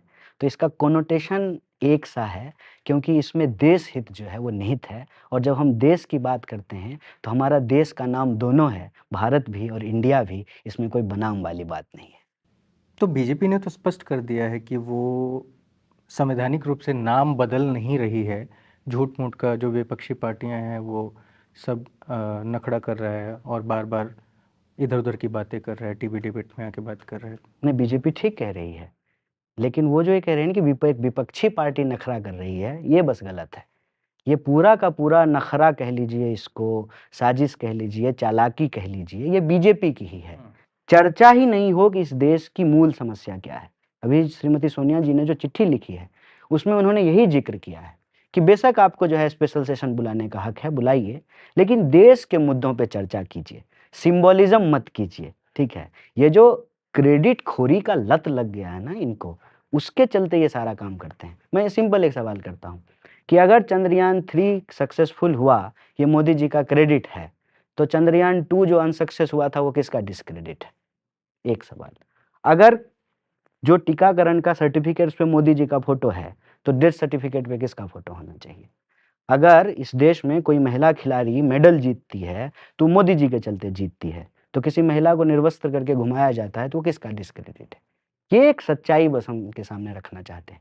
ये करते क्या हैं कि एक एजेंडा से दूसरा एजेंडा, दूसरे एजेंडे से तीसरा एजेंडा, तीसरे एजेंडे से चौथा एजेंडा, ये 2014 से कर रहे हैं। कुछ चीज़ें मैं आपको गिना देता हूँ। 100 स्मार्ट सिटी बनेगी, कहाँ बना है? हर किसी को जो है पक्का मकान मिलेगा 22 तक, कहाँ है? किसानों की आमदनी दुगनी हो जाएगी, हो गई। खाते में 15 लाख आएगा, आ गया। हर साल 2 करोड़ नौकरी पैदा होगी, हुआ क्या? ये सब कुछ जो है ना बोलते हैं, और फिर ये क्या कहते हैं कि इंडिया विदेशी नाम है, ठीक है? एक तो इनको मालूम ही नहीं है कि इंडिया का इतिहास क्या है। कहीं से भी ये विदेशी नहीं है। ये यहाँ की संस्कृति में ही पैदा हुआ नाम है, और यहाँ का के बखान को और वर्णन को करने के लिए ही ये नाम दिया गया है। तो इनको इतिहास नहीं मालूम है, और ये बड़े जो है दुःख की बात है, प्रधानमंत्री इतिहास में फेल हो गए थे, तो स्वाभाविक रूप से जो है इतिहास जो ठीक से पढ़े ही नहीं है, तो इतिहास के बारे में कोई अच्छी चीज़ तो करेंगे नहीं। तो इतिहास में बार-बार इसलिए जाते हैं कि वर्तमान का सवाल गुमराह हो जाए। वर्तमान का अभी सवाल क्या है? 45 साल में सबसे ज़्यादा बेरोजगारी है, सबसे ज़्यादा महंगाई है और आए दिन महिलाओं के खिलाफ जो है देश में अपराध होते रहते हैं। शिक्षा इतनी महंगी हो गई है भाई साहब, मैं आपको बता दूँ, भाजपा का एमएलए भी एक दिन प्रोटेस्ट करेगा कि शिक्षा सबके लिए होना चाहिए और सरकार की तरफ से होना चाहिए, क्योंकि एजुकेशन, स्कूल एजुकेशन में लोगों के करोड़ों रुपए खर्च होने वाले हैं। धीरे-धीरे शिक्षा जो है अफोर्डेबिलिटी से बाहर जा रहा है, मिडिल क्लास के, इतनी महंगी होती जा रही है। नर्सरी के स्कूल में ऐसे डोनेशन लग रहा है जैसे इंजीनियरिंग के कॉलेज में एडमिशन लेने में डोनेशन लगता था। तो ये सिचुएशन बनता जा रहा है। अभी जो अदानी का नाम आया है, तो ये पूरी तरह से एक्सपोज हो गए हैं। देश का नाम लेंगे और देश के नाम पे दोस्त का तिजोरी भरेंगे। तो इनका दोस्त का जो नाम आया है ना, ये चाहते हैं कि किसी भी तरह से इसकी बात नहीं हो, इसीलिए हेडलाइन मैनेजमेंट कर रहे हैं। सवाल वही है कि अदानी की सेल कंपनियों में 20,000 करोड़ किसका है? पता चल गया। अच्छा, ये केस जो है 2014 में हुआ था। 2014 में इनकी सरकार आई है। 2014 के शुरुआती दौर में ये केस हुआ।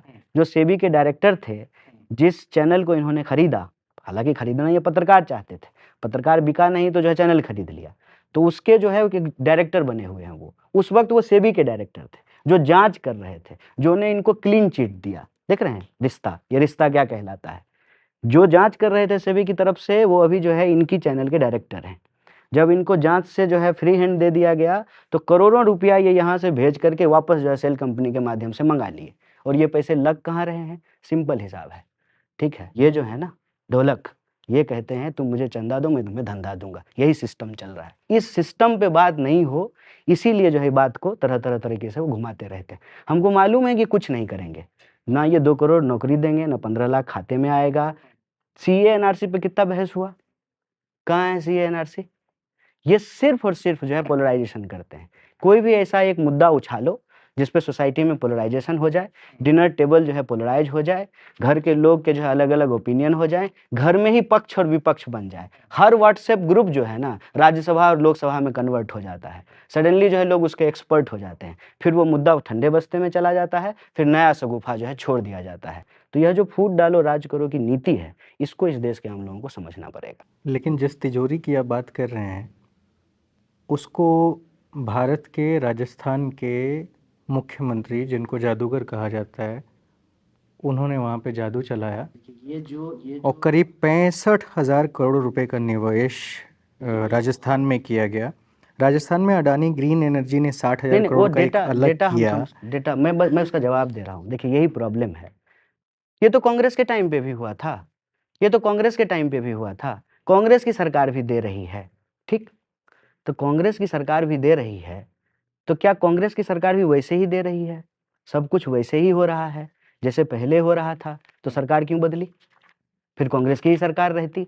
देखिए मेरे पास एक और डेटा है भाई। मैं डेटा का जवाब दे रहा हूँ आपको। देखिए इस बात को समझिए कि ये जो जवाब में कहा जाता है कि कांग्रेस की सरकार में अदानी को टेंडर दिया गया, कांग्रेस की सरकार में अदानी को टेंडर दिया गया, तो अडानी इस देश में धंधा करते हैं, तो उनको धंधा दिया गया है, ठीक है। धंधा करते हैं, उनको धंधा दिया गया है। क्या धंधा देने में चंदा लिया गया है? ये प्रश्न है। क्या चंदा लेने के बदले में धंधा दिया गया है? ये सब नहीं, उसका तो है डेटा, मैं डेटा दे देता हूँ। 162 करोड़ जो है वो जो है कांग्रेस का के पास है, 3,500 करोड़ बीजेपी के पास है। तो डेटा है साफ साफ। तो फिर आपने लिया ही क्यों? किससे? चंदा नहीं लिया है, चंदा नहीं लिया है। हमारा उद्देश्य जो है देश के पूंजीपतियों को मार के भगा देना नहीं है, उसका गला दबा देना नहीं है। हम अदानी का नाम इसलिए नहीं ले रहे हैं कि अदानी को जो है देश से भगा देंगे।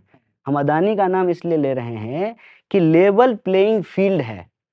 Market, competition, trade, commerce, level playing field है ना। आप और हम जो है दोनों टेंडर अप्लाई किए कि ये कब का मेंटेनेंस हम करेंगे, हमको मिल गया, क्योंकि हम प्रधानमंत्री को अपने हवाई जहाज में घुमाते हैं, आपको नहीं मिला। हम इस पे प्रश्न उठा रहे हैं। प्रश्न जो है उसको क्या कर दिया गया है कि इक्वेट कर दिया गया है जबरदस्ती कि अदानी अगर बेईमान है तो क्या राजस्थान में उसको क्यों, तो क्या राजस्थान में उसको बेईमानी से काम मिल रहा है? ये सवाल है। अगर बेईमानी से काम नहीं मिल रहा है तो कहाँ बेईमानी से मिल रहा है? ये सवाल है।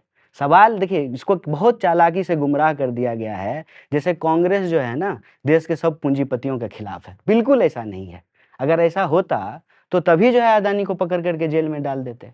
हम तो जो है कह रहे हैं जब अडानी ये कहते हैं अपने एक इंटरव्यू में कि मेरा जो व्यवसाय है वो भारत के 22 राज्यों में फैला हुआ है बिल्कुल ठीक बात है। और सभी राज्यों में कांग्रेस बीजेपी की सरकार तो है नहीं। बिल्कुल ठीक बात है।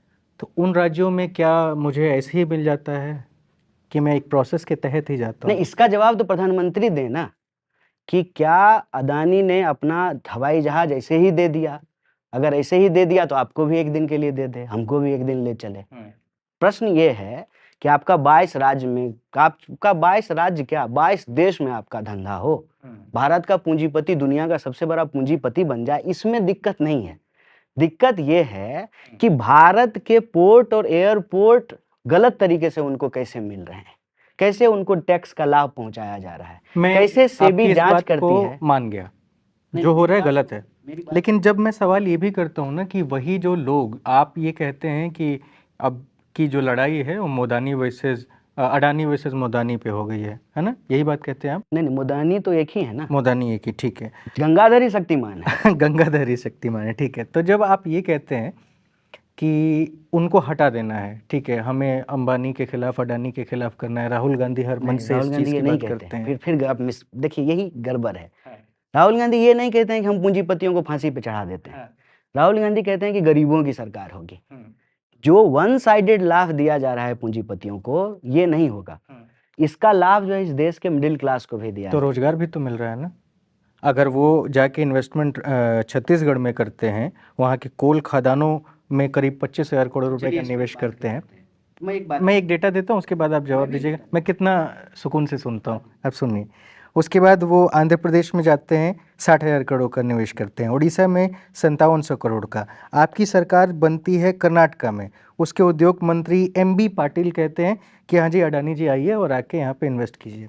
अब जब वो इन्वेस्ट कर रहे हैं तो जाहिर सी चीज़ है कि उस राज्य के लोगों को वहाँ पे नौकरियाँ भी मिल रही हैं, और दूसरा, आपके और मेरे राज्य के जो लोग हैं वो दौड़ के वहाँ पे जा रहे हैं। खराबी क्या है? अब मैं इसका जवाब दे देता हूँ। अंबानी जी के एक दिन का जो इनकम है, उसे 75 लाख मनरेगा मजदूरों को पेमेंट किया जा सकता है। 75 लाख। आपने रोजगार की बात की है। दूसरा, कि जितना लाभ आप इन कॉरपोरेट को दे रहे हैं, जितना आप इनका टैक्स माफ कर रहे हैं, ठीक है, एक कॉरपोरेट को आपने जो कर्जा माफ किया है, एक कॉरपोरेट के बराबर जो पैसा है, आप इस देश के सारे किसानों का कर्जा माफ कर सकते हैं। तीसरा, जिस तरह की सब्सिडी आप उनको देते हैं, अभी एक कंपनी लगी है ना, मैक्रोन या कुछ नाम है गुजरात में, उसको जितनी सब्सिडी दी गई है, उतनी सब्सिडी का ना आधा जो है इस देश के सभी किसानों को मिला करके भी नहीं होता है। ये जो बेईमानी है ना, हम उस पे सवाल खड़ा कर रहे हैं। हम ये नहीं कह रहे हैं खिलाफ कि तो मैं भी हेयर कट के हूँ, इसमें कोई दो राय नहीं है, लेकिन जायज़ भी होना चाहिए। नहीं, जायज की मैं बात कर रहा हूँ, इसमें नाजायज कैसे है वो देखिए। एक रेलवे जो है वो अदानी से ज्यादा लोगों को रोजगार दी हुई है, एक रेलवे। तो रेलवे को बेच करके, वो भी औने पौने दाम पे, गलत तरीके से नियम में बदलाव करके, आप रेलवे को, अदानी को हैंडओवर मत कीजिए। अगर आपका रोजगार का तर्क है, उनके पास पैसा है, राज्य में हमारी सरकार आई है, हम उनको आमंत्रित करेंगे कि आप फेयर तरीके से आइए और यहाँ पे जो है बिजनेस कीजिए, उसमें कोई दिक्कत नहीं है। फेयर तरीके से, इसमें एक वर्ड है फेयर। और राहुल गांधी जो लाभ इस देश की डेमोक्रेसी के लिए जरूरी है आम लोगों को पहुंचाना, उसकी बात कर रहे हैं। वो कह रहे हैं कि अगर आप कॉरपोरेट को सब्सिडी दे सकते हैं तो किसान को भी दीजिए। वो कह रहे हैं कि अगर MP MLA को पेंशन मिल सकता है तो कर्मचारियों को भी पेंशन दीजिए। वो कह रहे हैं कि कॉरपोरेट की सरकार मत बनाइए, हम दो हमारे दो की नीति खाने और खिलाने की मत चलाइए, गरीबों की सरकार बनाइए, ओल्ड पेंशन स्कीम लागू कीजिए, मिनिमम वेज लागू कीजिए, जो बेरोजगारी भत्ता है उसको इम्प्लीमेंट कीजिए, महंगाई को कंट्रोल कीजिए, गैस सिलेंडर का दाम 1100 रुपया नहीं होना चाहिए, 500 रुपया से ज़्यादा उसको मत रखिए, सस्ते दरों पे जो है खाना उपलब्ध कराइए कि मनरेगा मजदूर भी जो है ना रोटी सब्जी भरपेट खा सके। इसका ये मतलब नहीं है कि हम जो है पूंजीपतियों को कह रहे हैं इनको मार दीजिए, इनको भगा दीजिए, इनको फांसी पे चढ़ा दीजिए। गलत तरीके से जो ये नेक्सस है, इस नेक्सस को बंद कीजिए। देश की संपत्ति को अपने दोस्त को हैंडओवर मत कीजिए। वो फेयर तरीके से आए और जो है जो अपना जो है बिजनेस करें, मुनाफा कमाएं, कोई दिक्कत नहीं। मुनाफा कमवाने के लिए जो कानूनी व्यवस्था है उसका जो है छेड़छाड़ मत कीजिए और उनको एक्स्ट्रा लाभ मत दीजिए, क्योंकि जो है वो आपको एक्स्ट्रा लाभ देते हैं, अपने हवाई जहाज पे बिठा के आपको घुमाते हैं। ये सवाल है। तो अभी जो राहुल गांधी जी जितने भी सफ़र कर रहे हैं, जो जहाज़ से चल रहे हैं, क्या उसके लिए भी कोई ऑफ़र आया है बाहर से या फिर नहीं? नहीं, नहीं, जहाज़ के लिए? वो अदानी के जहाज़ में तो नहीं चल रहे हैं। जिस जहाज़ में आप और हम चलते हैं उसी में चल रहे हैं। और ये बात मैं आपको बता दूँ, आपको जानना चाहिए। हमारी पार्टी की तरफ से ये स्पेशल रूल है कि हर लीडर को इकोनॉमी क्लास में ट्रैवल करना है। कुछ चीज़ें जो है ना फैला दी जाती हैं। कुछ चीज़ों को हम लोग जो है बिना रिसर्च के जो है उसको मान लेते हैं। मेरे बारे में भी आप कह सकते हैं कि मैं कांग्रेस पार्टी का नेता हूँ तो अरबपति हूँ। लेकिन अगर आप रिसर्च करेंगे तो मेरा आईटीआर देख सकते हैं ना। मेरा घर कैसा है, मैं रहता कहाँ हूँ, कौन लोग हैं हमारे, हर चीज़ को ढूँढा जा सकता है ना। और सवाल यही है कि ईडी और सीबीआई भी तो है ना आपके पास। ईडी और सीबीआई क्या कर रही है? ईडी और सीबीआई जो है, आप हमारे घर पे भेजेंगे, हमारे नेताओं के घर पे भेजेंगे, हर दूसरे ठीक है दिन ना? तो रेड होता ही है। हाँ, वही कह रहे हैं, भेजेंगे और वही नेता जिस दिन बीजेपी में शामिल हो जाएगी तो उसका गूगल मैप काम करना बंद कर देता है ईडी का, रास्ता ही नहीं खोज पाता है। तो ये जो हो रहा है इसको देखिए और हमारी नीति बिल्कुल स्पष्ट है, उसको बस गोल-गोल घुमाया जाता है। ठीक बात है, अदानी और अंबानी जो है वो बिज़नेस करना कांग्रेस के वक़्त में ही शुरू किए, लेकिन वो लेवल प्लेइंग फ़ील्ड था ना, ऐसा तो नहीं था ना, जैसा आज हो रहा है कि एक पूंजीपति इस देश के प्रधानमंत्री के कंधे पे हाथ रख देता है। ये डेमोक्रेसी के लिए ठीक नहीं है। अच्छा, थोड़ी देर के लिए मैं महाराष्ट्र जाके वापस 2-3 सवाल हैं जिसको कंप्लीट करना है। महाराष्ट्र में ये जो अभी एकनाथ शिंदे चले गए, मुख्यमंत्री बन गए, उसके बाद अजीत पवार भी चले गए, उनके ऊपर 70,000 करोड़ रुपए का जो कहा जा रहा है कि घोटाले का आरोप है, वहाँ जाके वो ठीक है वॉशिंग मशीन में गए, साफ़ सुथरे हो गए, अब उनके ऊपर पता नहीं क्या कार्रवाई हो रही है, मुझे अब तक कुछ खास अपडेट तो है नहीं। नाम हटा दिया गया है चार्जशीट से। हाँ, पर कल के डेट में अगर वो लौट जाते हैं कांग्रेस में, आप उनको कैसे देखेंगे? देखिए ये बात भी बीजेपी ही बोलती है। बीजेपी का पार्लियामेंट सेशन पिछला देखिए, उसके जो नेता भाषण दे रहे हैं, वो सारे केस के बारे में बोले हैं कि ये सारा केस जो है कांग्रेस के टाइम पे हुई है। तो सवाल ही खत्म हो गया। जब सारे केस जो है कांग्रेस के टाइम पे ही दर्ज किए गए, मतलब ये सवाल ही खत्म हो गया कि कोई अगर गलत करेगा, ठीक है ना, तो उसके ऊपर कार्रवाई होगी। कानून सम्मत कार्रवाई हो, कानून का बेजा इस्तेमाल नहीं हो, सत्ता का दुरुपयोग नहीं हो, ये एक आदर्श स्थिति बने। ये आदर्श स्थिति को जो है हम अपने लोकतंत्र में पुनर्स्थापित कर सकें। ये इसी देश में हुआ ना कि जब रेल दुर्घटना हुई, तो रेल मंत्री लाल बहादुर शास्त्री ने इस्तीफा दे दिया। ये इसी देश में हुआ ना। तो जो जिस भी तरह की बात हम कर रहे हैं, तो उसके तो उदाहरण हमारे लोकतंत्र के इतिहास में मौजूद है। क्या अपने ही चीफ मिनिस्टर को नहीं हटाया गया? क्या अपने ही मंत्रियों को नहीं बर्खास्त किया गया? भरा पड़ा है इतिहास, ठीक है। कानून अपना काम निष्पक्ष तरीके से करे, कानून का राज हो और जो भी कानून का उल्लंघन करे, कानून उस पे कार्रवाई करे। यह जो राजनीति का दुरुपयोग है, सत्ता का जो दुरुपयोग है, उसी पे तो सवाल उठा रहे हैं। ठीक है, अगला सवाल मैं पूछ लेता हूँ, वन नेशन वन इलेक्शन लागू होना चाहिए या नहीं होना चाहिए? अगर लागू होना चाहिए तो क्यों लागू होना चाहिए, और नहीं लागू हो तो क्यों ना हो? देखिए, हम चाहते हैं कि जैसे गरीब हमारे देश के प्रधानमंत्री हैं ना, पहले तो इस देश का सब गरीब उत वैसा ही हो जाए। सबके पास 8,500 करोड़ का चढ़ने के लिए हवाई जहाज़ हो, 15 करोड़ का कार हो, 2.5 लाख का पेन हो, 5 लाख का चश्मा हो, 10 लाख का सूट हो। ये होना चाहिए, ये सबसे इम्पोर्टेंट है। और ये नहीं हो रहा है ना, इसीलिए ये होना चाहिए, वो होना चाहिए, ऐसा होता तो वैसा होता, वैसा होता तो क्या होता, ये होते रहता है। सरकार को अगर कोई रिफ़ॉर्म करना है, तो सरकार कॉन्क्रीट तरीके से उस रिफ़ॉर्म को कर सकती है। उसके हाथ में जो है ये पावर है, जनता ने उसको मैंडेट दे दिया है। तो ये जो ड्रामा होता है ना, बस ये ड्रामा नहीं होना चाहिए। अभी कुछ दिन पहले नाम बदला था, मतलब काफ़ी साल हो गए, इलाहाबाद से प्रयागराज 300 करोड़ रुपए समथिंग उसके खर्च आए थे। उसके बाद एक और जगह का नाम बदला था, मुझे अभी तुरंत में नाम याद नहीं आ रहा। मैं ये कह रहा हूँ कि उसमें भी पैसे खर्च होते हैं और बहुत पैसा व्यापक खर्च होता है, मानते हैं ना आप? नहीं, प्रश्न तो पूछे ना। जुड़ाव मैं इसका लेके इसी वन नेशन वन इलेक्शन पे चलता हूँ कि अगर एक साथ हो जाए तो काफ़ी पैसा तो बचेगा। नहीं तो फिर सिर्फ लोकसभा और विधानसभा क्यों? पंचायत का भी साथ में करा लीजिए, सारे क्लब का भी चुनाव करा लीजिए, सारे डिपार्टमेंट का इलेक्शन हो जाए। भारत में पहले ये हुआ भी है। हाँ, हाँ, भारत में पहले हुआ, जब चुनाव शुरू हुआ था, पहली बार चुनाव हो रहा था, तब ये हुआ। अगर इसकी फिजिबिलिटी है, सरकार सरकार तो ज़्यादा ज्ञानी है ना, सरकार के पास देखिए युग पुरुष है ना मोदी जी, तो उनको तो ज़्यादा ज्ञान है, हम लोग तो जो है तुच्छ प्राणी हैं उनके सामने। तो ज्ञानी आत्मा क्या कह रही है, ज्ञानी आत्मा की सुन लेते हैं। ज्ञानी आत्मा इसको कर के दिखा देगी, जैसे बाकी चीज़ों को उन्होंने कर दिया है। 100 स्मार्ट सिटी बन गया है, अब हम लोग स्मार्ट सिटी में ही तो रहते हैं।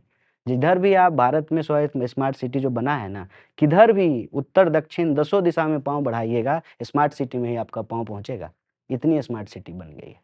इसको कहते हैं गोल पोस्ट चेंज करना, इसको कहते हैं एजेंडा बदलना, इसको कहते हैं हेडलाइन मैनेजमेंट करना, क्योंकि करना कुछ नहीं है, प्रचार करना है। ये मुख्य रूप से चुनाव जीवी हैं। और चुनाव का मुद्दा जो है ना, देश का मुद्दा ना हो, आम लोगों के सवाल नहीं हो कि भाई इतनी बेरोजगारी क्यों है? क्यों है इतनी महँगाई? टमाटर जो नाम का खाने में पड़ता है, वो भी जो है 200 रुपए किलो बिक रहा है। कभी नींबू जो है वो पसीने छुड़ाना शुरू कर देता है लोगों का, कभी पेट्रोल, कभी डीज़ल, कभी स्कूल की फीस, कभी अस्पताल, कभी दवाइयाँ। और टैक्स का तो सिस्टम मज़ेदार है। कॉर्पोरेट को सारे टैक्स माफ़ हैं और हमको गाड़ी खरीदेंगे तब भी रोड टैक्स लीजिएगा, और जिस भी दिशा में निकलेंगे तो टोल टैक्स लीजिएगा। मतलब अपराध हो गया है ना इंसान होना, उसकी कीमत चुकाइए, ठीक है? कार आपने खरीद लिया, ये अपराध हो गया है, तो आप कीमत चुकाइए, हर 5 किलोमीटर पे कीमत चुकाइए। तो टैक्स जो हम दे दिए हैं रोड टैक्स, तो टोल टैक्स क्यों दें? तो अगर टोल टैक्स ही देना है तो रोड टैक्स बंद कर दो। ये क्या हो रहा है कि आप मिडिल क्लास से, आम लोगों से मतलब सिरिंज लगा करके खून निचोड़ रहे हैं और वो उसके सारे विटामिन जो है ना अपने दोस्त को पहुंचा रहे हैं। ये बेईमानी चल रही है। खर्चा की इतनी चिंता है, क्या जरूरी था 8,500 करोड़ का हवाई जहाज खरीदने का? क्या जरूरी है 20,000 करोड़ का सेंट्रल विस्टा बनाने का? क्या जरूरी है? खर्चा काटने के नाम पे ही ना आपने जो है ओल्ड पेंशन स्कीम बंद कर दिया कि कर्मचारियों को पेंशन नहीं देंगे, खर्चा बहुत होता है। अपना पेंशन क्यों नहीं बंद किया एमपी अग्निवीर लोग? स्कीम भी इसी के तहत है। हाँ, तो एमपी लोग अपना पेंशन क्यों नहीं बंद किया? क्यों नहीं जो है वो तंबू में रहना शुरू कर देता है? क्या ज़रूरी है उसको लुटियंस में जो है बड़ा-बड़ा कोठी देने का? क्या ज़रूरी है सारे जो है पूर्व राष्ट्रपति और प्रधानमंत्री को जो है घर देने का? भले वो भी एयरबीएनबी में जाकर के रहेगा, क्या दिक्कत है? खर्चा ही बचाना है ना, क्यों इतना तामझाम करना है सुरक्षा का? खर्चा बचाना है, हैं? कि बेईमानी भी कोई चीज़ होती है, वो बेईमानी को हम लोगों को देखना चाहिए। खर्चा बचाने के लिए कर रहे हैं, बड़ा इनको खर्चा की चिंता हो रही है, तो खर्चा कटौती करें ना, अपने अपने खर्चे पे कटौती करना शुरू करे सरकार। देश को जो कुछ देना है, करना है, तो आपको खर्चे की याद आ रही है। तो सिर्फ़ जो है लोकसभा, विधानसभा क्यों? आखिरी 3 पंचायत का सवाल चुनाव भी साथ में ही करा आखिरी 3 सवाल मैं कल गूगल गया, गूगल पे जाके मैंने सर्च किया कन्हैया कुमार, सिर्फ कन्हैया कुमार, आगे कुछ नहीं, आगे पीछे कुछ नहीं। नीचे आया पहली हेडलाइन में खबर, कई सारे मीडिया चैनल की हेडलाइन में था कि कन्हैया कुमार लड़ सकते हैं दिल्ली के किसी लोकसभा सीट से 2024 का चुनाव, कांग्रेस लड़वा सकती है। कौन सी वो सीट है, आप ये पहले रिवील कर दीजिए ताकि मुझे भी पता चल जाए। देखिए, आप पत्रकार हैं और हम आपको पत्रकारिता तो नहीं सिखा सकते हैं ना। हम माली को फूल लगाना थोड़ी सिखाएँगे। तो आप जानते हैं कि इस तरह की खबरें क्यों लगती हैं, उसके पीछे का क्या गणित है, उसके पीछे का क्या विज्ञान है, ठीक है? ऐसी कोई बात जो है नहीं। ये ज़रूर है कि हम जब राजनीति के कर्म में हैं, तो चुनाव लड़ना है, लोकतंत्र के समर्थक हैं। बिहार छोड़ देंगे अगर ऐसा कोई मौका आया तो? नहीं, नहीं, ये फैसला एक व्यक्ति का नहीं होता है राजनीति में। जैसे मैं आपको पत्रकारिता नहीं सिखाता। जानता हूँ पार्टी का होता है, पार्टी का फैसला होता है और हम लोग पार्टी के वर्कर हैं। लेकिन अगर एक पार्टी में मेरी पसंद क्या है वो तो मायने रखती है ना थोड़ा बहुत। देखिए, पसंद से ज़्यादा कई बार राजनीति में फैसले इस आधार पे लिए जाते हैं कि ज़रूरी क्या है, इस पे फैसले लिए जाते हैं। और बिहार बिहार कैसे हमसे छूटेगा? वंश बिहारी ऑलवेज अ बिहारी। कैसे जो है बिहार हमसे छूटेगा? धार्मिक कट्टरता पे कुछ बोलिए, क्या आपको लगता है अभी वर्तमान में भारत में कैसी स्थिति है? देखिए, कट्टरता कट्टरता होती है और ये किसी भी आधार पे हो सकती है। धर्म के आधार पे भी हो सकती है, जाति के आधार पे भी हो सकती है। ये क्षेत्र, भाषा, बोली, संस्कृति के आधार पर भी हो सकती है। कट्टरता जो है किसी भी प्रोग्रेसिव सोसाइटी के लिए अच्छा नहीं है, चाहे वो किसी भी प्रकार की हो। और ये जो कट्टरता है ना, एक टाइप का नहीं होता है। ऐसा नहीं कि इस धर्म में कट्टरता है और उस धर्म में नहीं है। ये कहीं भी हो सकती है, किसी भी रूप में हो सकती है। As a homo sapiens, as a human, as मनुष्य, मानव, कट्टरता हमारी प्रगति में बाधक होता है। ये क्या करता है? नफ़रत पैदा करता है, इंसान की शक्ति को विभाजित करता है, उसको कमज़ोर करता है, और एकता में बल होता है, मोहब्बत में शक्ति होती है। तो कट्टरता को छोड़ करके, नफ़रत को छोड़ करके हम लोग मोहब्बत के रास्ते इस पे बार चलें। आप लोग की मोहब्बत की दुकान खुलेगी? मोहब्बत की दुकान जो है खुलेगी, नहीं खुलेगी, इसका फ़ैसला देखिए हम यहाँ बैठ के तो नहीं कर सकते हैं। ये तो मोहब्बत को पसंद करने वाले जो लोग हैं, उनके लोकतांत्रिक फ़ैसले पे कितना निर्भर भरोसा है करता है। आपको कि भारत के जो भरोसा लोग है, हैं वो भरोसा मोहब्बत है। पसंद वाले हैं? भारत मोहब्बत पसंद है। भारत में की जो आत्मा है ना, जो संस्कृति है, उसमें एकता निहित है, प्रेम निहित है, बंधुत्व निहित है। तो उसमें ना नफ़रत के आधार पे जो भी चीज़ें हैं ना, वो चलेगी नहीं। और कुछ समय के लिए होता है, 4 दिन की चाँदनी। आखिरी सवाल मैं पूछ रहा हूँ, इंडिया गठबंधन की आप बात कर रहे हैं, लेकिन आप ही की पार्टी पंजाब में, जो पंजाब के प्रदेश अध्यक्ष हैं, वो ये कहते हैं कि आपके पूर्व मुख्यमंत्री को जेल में डाल रही है आम आदमी पार्टी, और आप आम आदमी पार्टी से गठबंधन कर रहे हैं। ये कहाँ तक जायज़ है?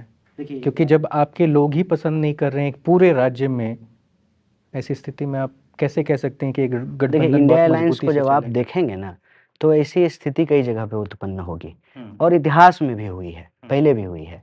2004 में जब यूपीए की सरकार बनी थी, तो वामपंथी पार्टियाँ अलग चुनाव लड़ी थी। केरल में जो है अलग चुनाव लड़ी थी, लेकिन बाद में जो है समर्थन किया था और यूपीए 1 की सरकार बनी थी। हमारा देश बहुत बड़ा है और ये हमारे लिए गर्व की बात है।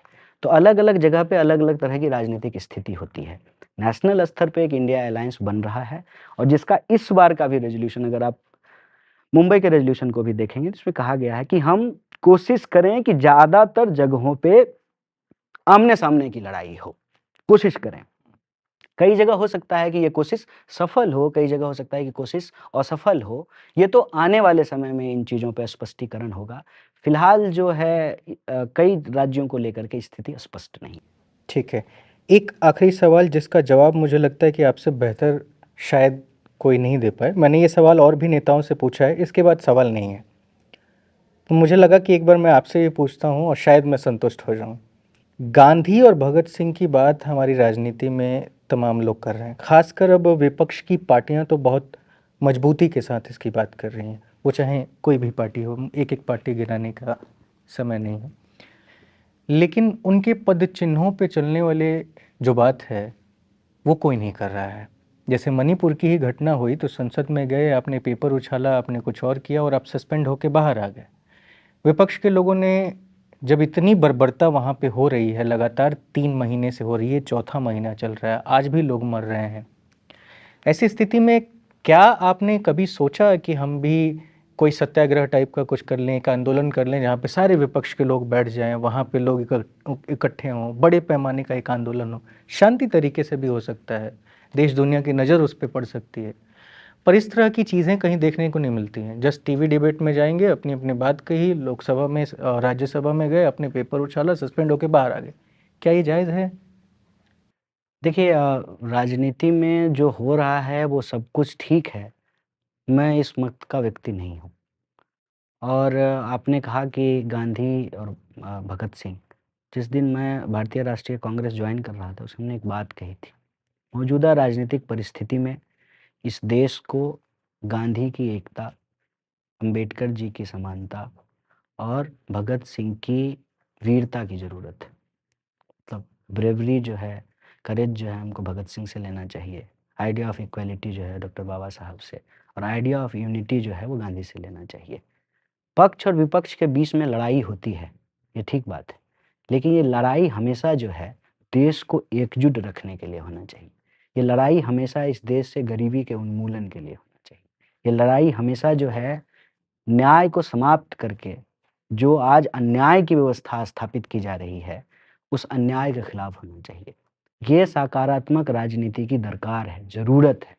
तभी हम देश को भी आगे ले जा सकते हैं और अपनी आने वाली पीढ़ी को एक बेहतर भविष्य जो है उनके हाथ में सौंप सकते हैं। पॉलिटिकल मेथड्स जो हैं आज, इसमें कोई दो राय नहीं है कि वो इनसफिशिएंट है। आज मैं तो बार-बार कहता हूँ कि देश फिर से वहाँ जाकर के खड़ा हो गया है ना, कि हम सब नौजवानों को अपने बीच में से भगत सिंह, अंबेडकर, गांधी, नेहरू, सावित्रीबाई फुले, ज्योतिबा फुले, बिरसा मुंडा, उनकी जो लेगेसी और उनके विचारों का जो निचोड़ है ना, उसको अपने व्यवहार में लेकर के आना पड़ेगा। क्योंकि 70 साल का जो डेमोक्रेसी का इतिहास है, उस इतिहास को हमको अगर और आगे लेके जाना है और स्वर्णिम बनाना है, तो एक सकारात्मक योगदान करना पड़ेगा। और ध्रुवीकरण, चिल्लाना, चीखना, एक-दूसरे के प्रति नफ़रत के भाव, एक-दूसरे के प्रति जो है कटुता, इसको कम करना चाहिए, ये हमारी ज़रूरत है। कुछ प्रयास हो भी रहे हैं, जैसे मैंने आपको पहले भी कहा कि भारत जोड़ो यात्रा का 1 साल पूरा हुआ है और मैं भी उसमें एक भारत यात्री था। हम उस पूरे यात्रा में एक चौड़ उसका एक वेव था, एक मोमेंटम था। और इसका एक एग्ज़ाम्पल आपको देता हूँ कि बीजेपी के लोग भी आते थे, किनारे में खड़े होकर के देखते थे, अभिवादन करते थे। कई बार कि बिल्कुल पास नहीं आते थे तो दूर से जो है अपने ऑफ़िस के ऊपर खड़े होकर के देखते थे और हमारी तरफ से उनको अभिवादन ही होता था। क्योंकि हम समाज में अगर एक सकारात्मक बदलाव लाना चाहते हैं ना, तो एक-दूसरे से नफ़रत करके ये काम नहीं कर पाएँगे। ये हमारे समय की ज़रूरत है कि हम अहिंसा को अपनाएँ, हम जो है शांति की राह पे जाएँ। लेकिन शांति जो है ना, उसकी एक ना बुनियादी शर्त होती है। असमानता को प्रोटेक्ट करके जो है ना, पीस नहीं एस्टेब्लिश हो सकता है। बिल्कुल सही कहा आपने। खैर बहुत-बहुत धन्यवाद कन्हैया, आप आए, हमने समय दिया और आपका आज बहुत समय लग गया, उसके लिए माफ़ी और बहुत-बहुत धन्यवाद। मेरी एक मीटिंग है, तो थैंक यू, थैंक यू। बहुत-बहुत धन्यवाद।